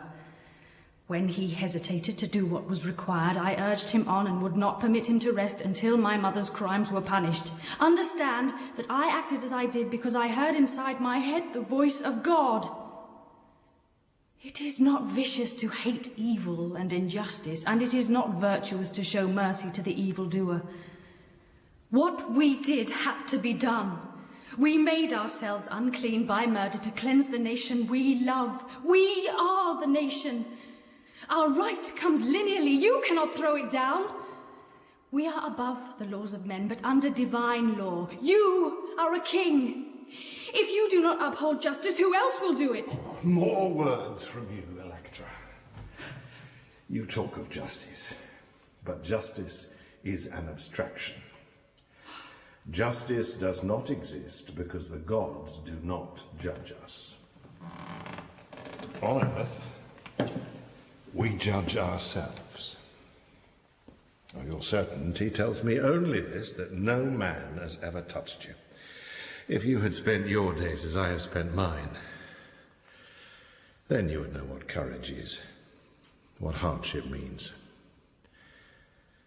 As for feeling, and as for pity, I have none, and I ask for none. For 2 interminable years I have lived my life desiring only that it should end. I eat and drink no more than is needful for me to sustain nature. A jug of water and a loaf of black bread, which my servant Nicanor brings to me each evening an hour after sundown. I have tried to starve the sorrow out of myself. But this perplexity endures. I suffer. So must you. You killed. Therefore, you must die. Nicanor, take these prisoners away. It is the order of this court that the sentence of death be carried out before sunset tomorrow. In the meantime, as is customary for capital offenders, let them be chained to the wall at the palace gate, where by day or night they may suffer the disapprobation of those who pass by.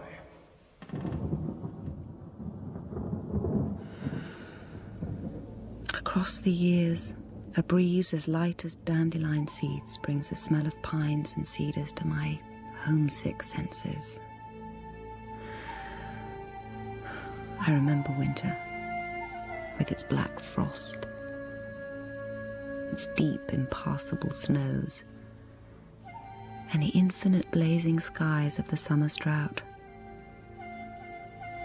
I remember, until I weep, the sun, high at midday, hammering down upon the dry riverbed until the stones crack.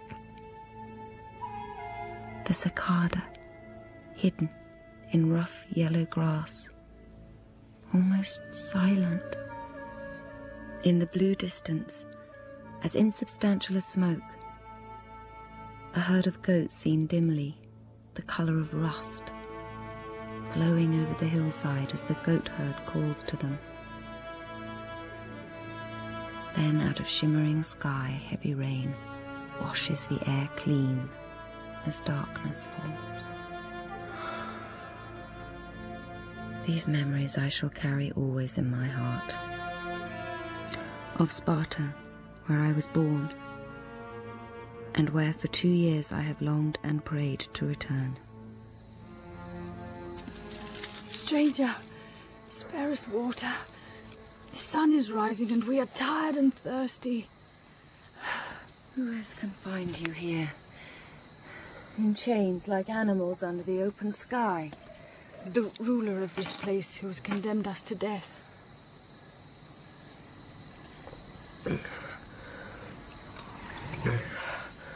You are little more than children. How have you deserved to die? We murdered our own mother.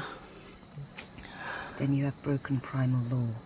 Yes, but she sinned first in murdering our father. What was your mother's name? Klytemnestra of Argos.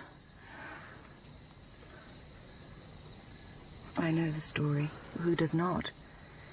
Your sister's name was Iphigenia. You are Electra. This man who lies at your feet is your brother, Orestes. Orestes is mad. His wits are gone. Death will be a blessed release for him. And for you, Electra? I am not afraid. Do you want to die? The world is ugly and cruel. We think that in it we are free to make choices of our own, but those choices are made for us by what our parents did, the evil they inflicted upon one another, the good they could not bring themselves to do. I think you would prefer to live. I am young. I have known nothing. I swore that I would not let a man touch my body until my mother lay dead and my brother was crowned king. I hoped then that Argos might be again as it once was. Before the war, before the slaughter, before our sister died at Aulis, before our mother polluted her bridal bed with our father's blood. But now, these things I hoped and prayed for can never be fulfilled. Today at sunset we must both die. Immortal, sister, and it is needful for us to die. Death is the sky above us, the earth below our feet. Is this Orestes, Agamemnon's son? Yes. For the space of one more day's daylight. If you were made free now, Electra, how would you use your freedom? I would punish my enemies and destroy all those who assisted my mother. You are full of hatred, Electra. You are right. I am full of hatred, but my mother put it there. She and her sister Helen, in whom it began. Who are you? Why do you converse with these prisoners? They asked me for water, so I gave them water. You should not have done. I have done no harm. Stand aside. I am not your subject. Why do you wear a veil? I serve the god. What is your name? I have no name.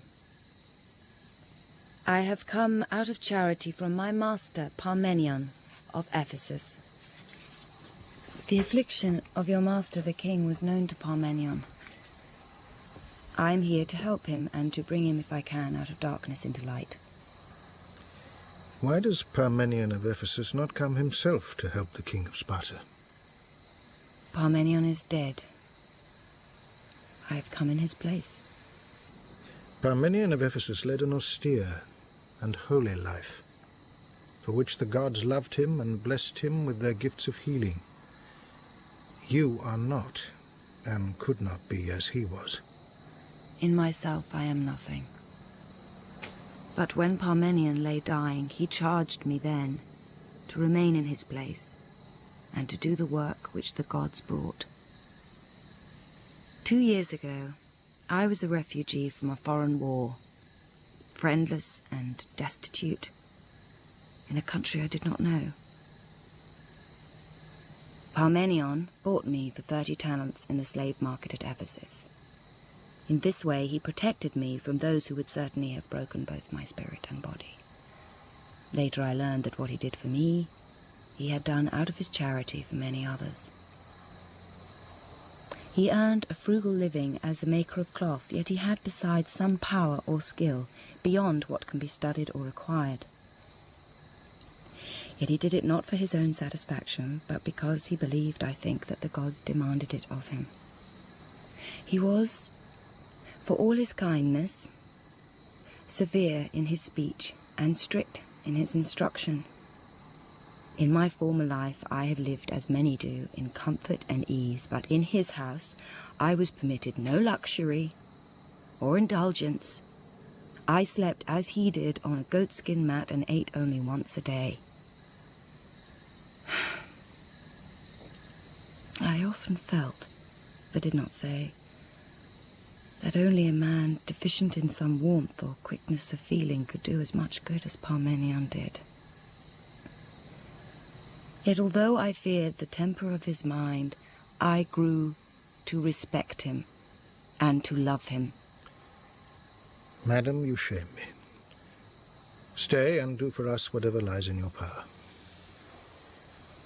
Each day at sunrise and sunset, the king goes up to the temple on the hill to pray for his dead wife. Walk with me now, and you will observe him.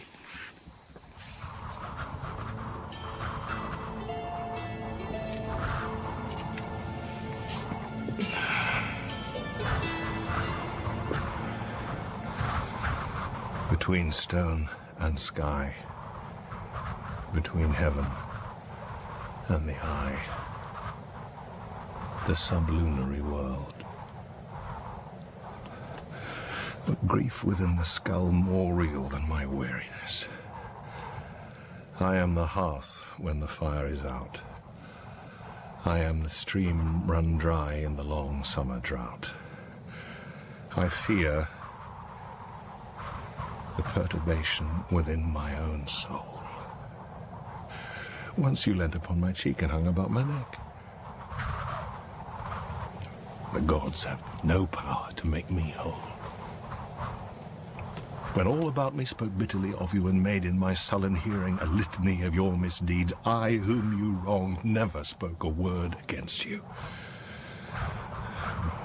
No man is lucky in everything. At dusk, I turn my eye heavenward. As the moon rises, I see the owl fall on the mouse. Mastery is all. Better to be down where the mole digs than to seek contentment in this alien landscape. Did you ever take thought of the maiming you gave me by living and dying a stranger to me?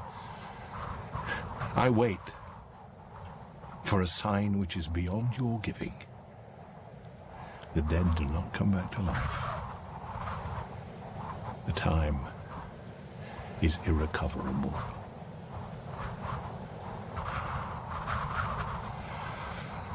Death has no fault or flaw. Death keeps its color pure. Death is a stone with a shiny surface, hard and heavy and chaste. I long for the song bringing Jack to Jill. I am a broken child upon a broken hill. I wake in the night, but there is no one there. What infection breeds near my heart? What demons compel me out of sleep and into memory?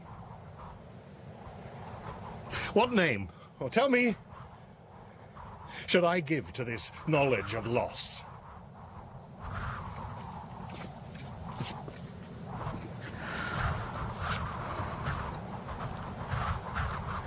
For more than 2 years he has lived in this condition. His sight is poor, his hearing hard, and his body weakened by continual austerity. Yet no one doubts he is the king. Who's there? One who wishes you long life. I curse you for saying so. Sir, I beg mercy for the 2 condemned prisoners who are to be put to death. They are condemned by law. You have the power to omit the penalty. I will not do so. Let them find their acquittal together in the earth, where there can be no weariness, no joy, no pain, only senselessness. Why do you speak so harshly? Why? My back aches. I can't piss without it hurting. I'm maddened by the flies and the heat. Yet for 20 years I dreamt of returning. I dreamt of looking up into the hills each morning and thinking, I have come home at last. I shall never leave except as a corpse. Here, once, I made plans for my life. You know what I wanted? Sparta at peace, her borders secure, trade routes open. I was going to have a son who'd rule in my place when I was gone. Now my life is almost over, so I do what any man must do until the breath leaves his body. I work. I give justice impartially. I do not talk of justice. I say only this, that there has been blood enough to fill an ocean. Who are you to censure me? Like you, I was at Troy, and remember well the night that the city fell to Agamemnon's army. It was cool and bright, with a full moon. There had been hour on hour of eating and drinking. Suddenly, our frivolity was broken by the clamour of voices raised in fear, the noise of weapons clattering on stone. Someone cried out, "Fire! Fire! We're under attack!" I remember how in terror at hearing the general alarm I fled from my bed. I had nothing to put on except a thin white robe and a veil to cover my face. For several hard-fought hours the streets and the public places ran black with blood. Then, at dawn, once the survivors had been rounded up, Agamemnon himself arrived to speak to them. He was heavily guarded and stood on the ruins of a wall near the Temple of Athene. He shouted, "Oh, you weep now, people of Troy. You cry to heaven, saying that justice and the gods do not exist. The opposite is true.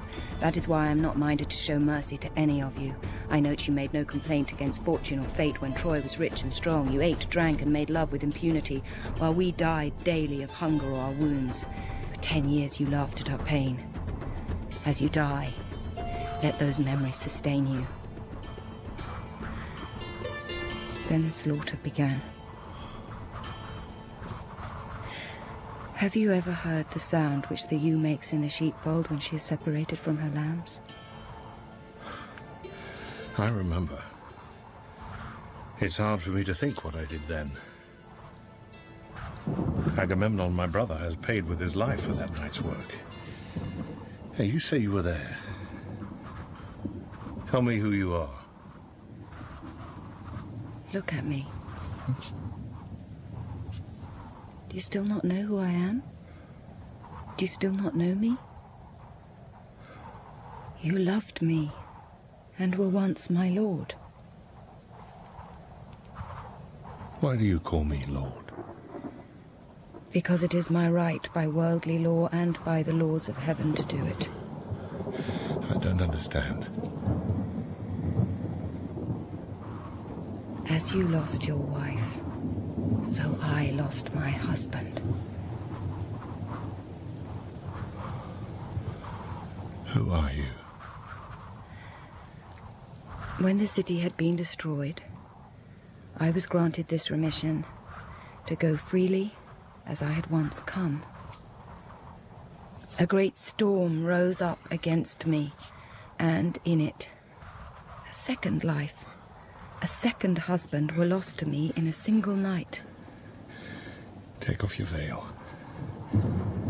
Let me see your face.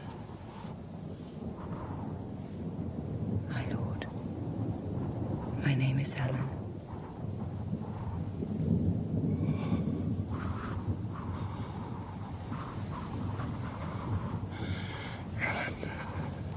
Oh, my lord, the one half of my life, do not doubt me.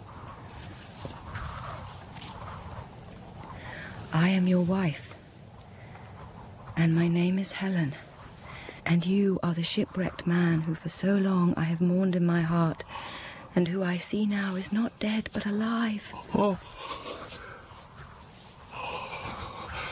you gods. Oh. You just and merciful gods. I never thought to hear your voice again, or hold you in my arms. I am like Hesperos, the star of the evening, who brings home at nightfall the lamb to the ewe, the child to the mother, the wanton to her lover's bed.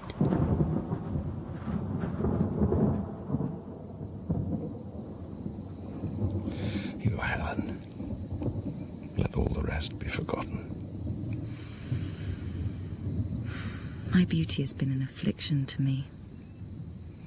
My own nature, which took delight in physical love, was also like an illness or a corruption of the blood.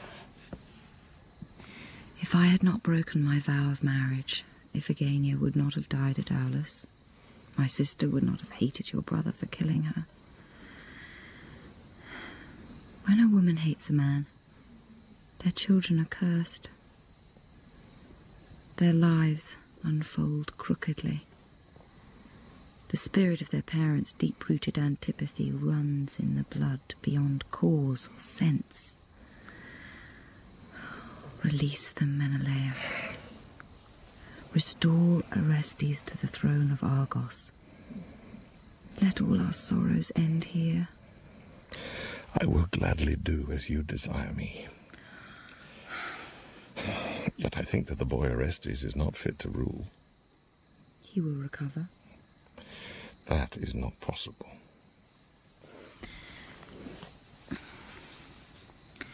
"3 months after Parmenion, my master, died, a boy, no more than 5 years old, was brought to me for help. The child had succumbed to a fever common in the summer.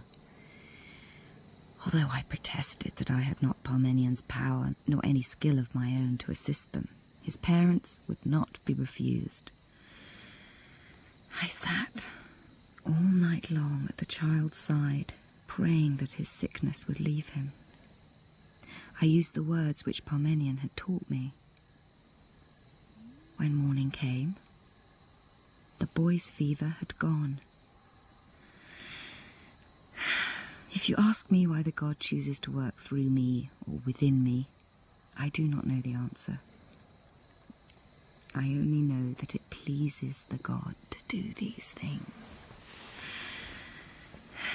Acknowledge him, Menelaus. He is a great god. By what name shall I know him?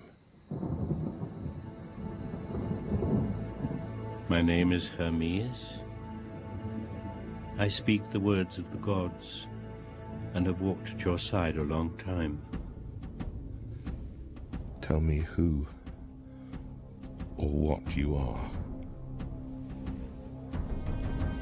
Zeus was my father. My mother was a goddess. Her name was Maia. I was born in fire. If you could see me as I truly am, the sight would burn your eyes. Accordingly, I walk disguised among the haunts of men. Often in the summer's barren heat, I have assumed the lineaments of age and walked bareheaded in the noonday glare, desiring water in the August drought, seeking contentment under the elder tree, eking out the bald year with the dry bread crust. At night, I bathe my eyes. I wash away the dust and debris of this death-bound world. At dawn, I watch the fading constellations. I am a pilgrim. I shall always strive to know the best and worst of mortal natures. I live among you, though you do not know me. I am your shadow. You may partly glimpse me beyond the span of eyesight in the dusk, or in the violence of a winter storm, confront my face and comprehend my nature. My voice is heard where water bursts from rock in mountain cataracts. I am found wherever fire burns, wherever love makes its unreasoning compact, wherever dreams release the weaved-up sorrows of the soul. These are my mysteries. They will always be far from the reach of human understanding. Acknowledge them for what they are. Acknowledge me. You have given me much, and I am grateful for it. I never thought to end my days with my wife at my side, in Sparta, where my heart has always been. But I'm an old man now. My body is losing its strength. I tire easily. My sight is no longer clear. And soon, whatever remains of me will go forever into an eternal silence. An eternal darkness. Let us not pretend that we live more than once, or are young and strong for more than a short time. You speak only according to what you know or have taught yourself to believe. I come to show that sometimes the gods give back what is taken. Sometimes they bless as well as punish. Sometimes the miraculous happens and the probable does not. Accept what comes to pass. Believe. Have faith.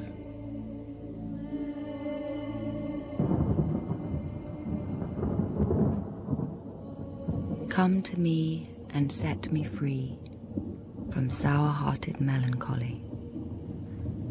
What my soul desires to be, O Zeus, immortal, make of me.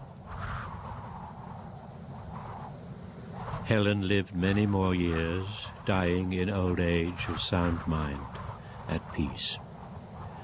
Orestes ruled in his father's place in Argos, sensibly and well, but the age of glory was over for Agamemnon's race.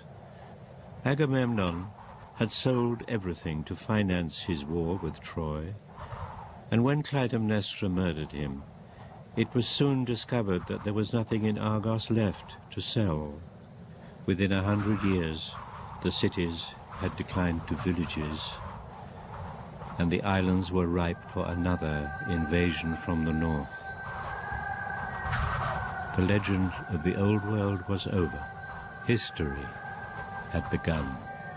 But since people do not change, what they do also remains the same. The blood, the hatred, the quarreling, the ambition, and the pursuit of war. If you ask me why we tell these tales of long ago, I answer that legends are like dreams. They tell us what we need to know.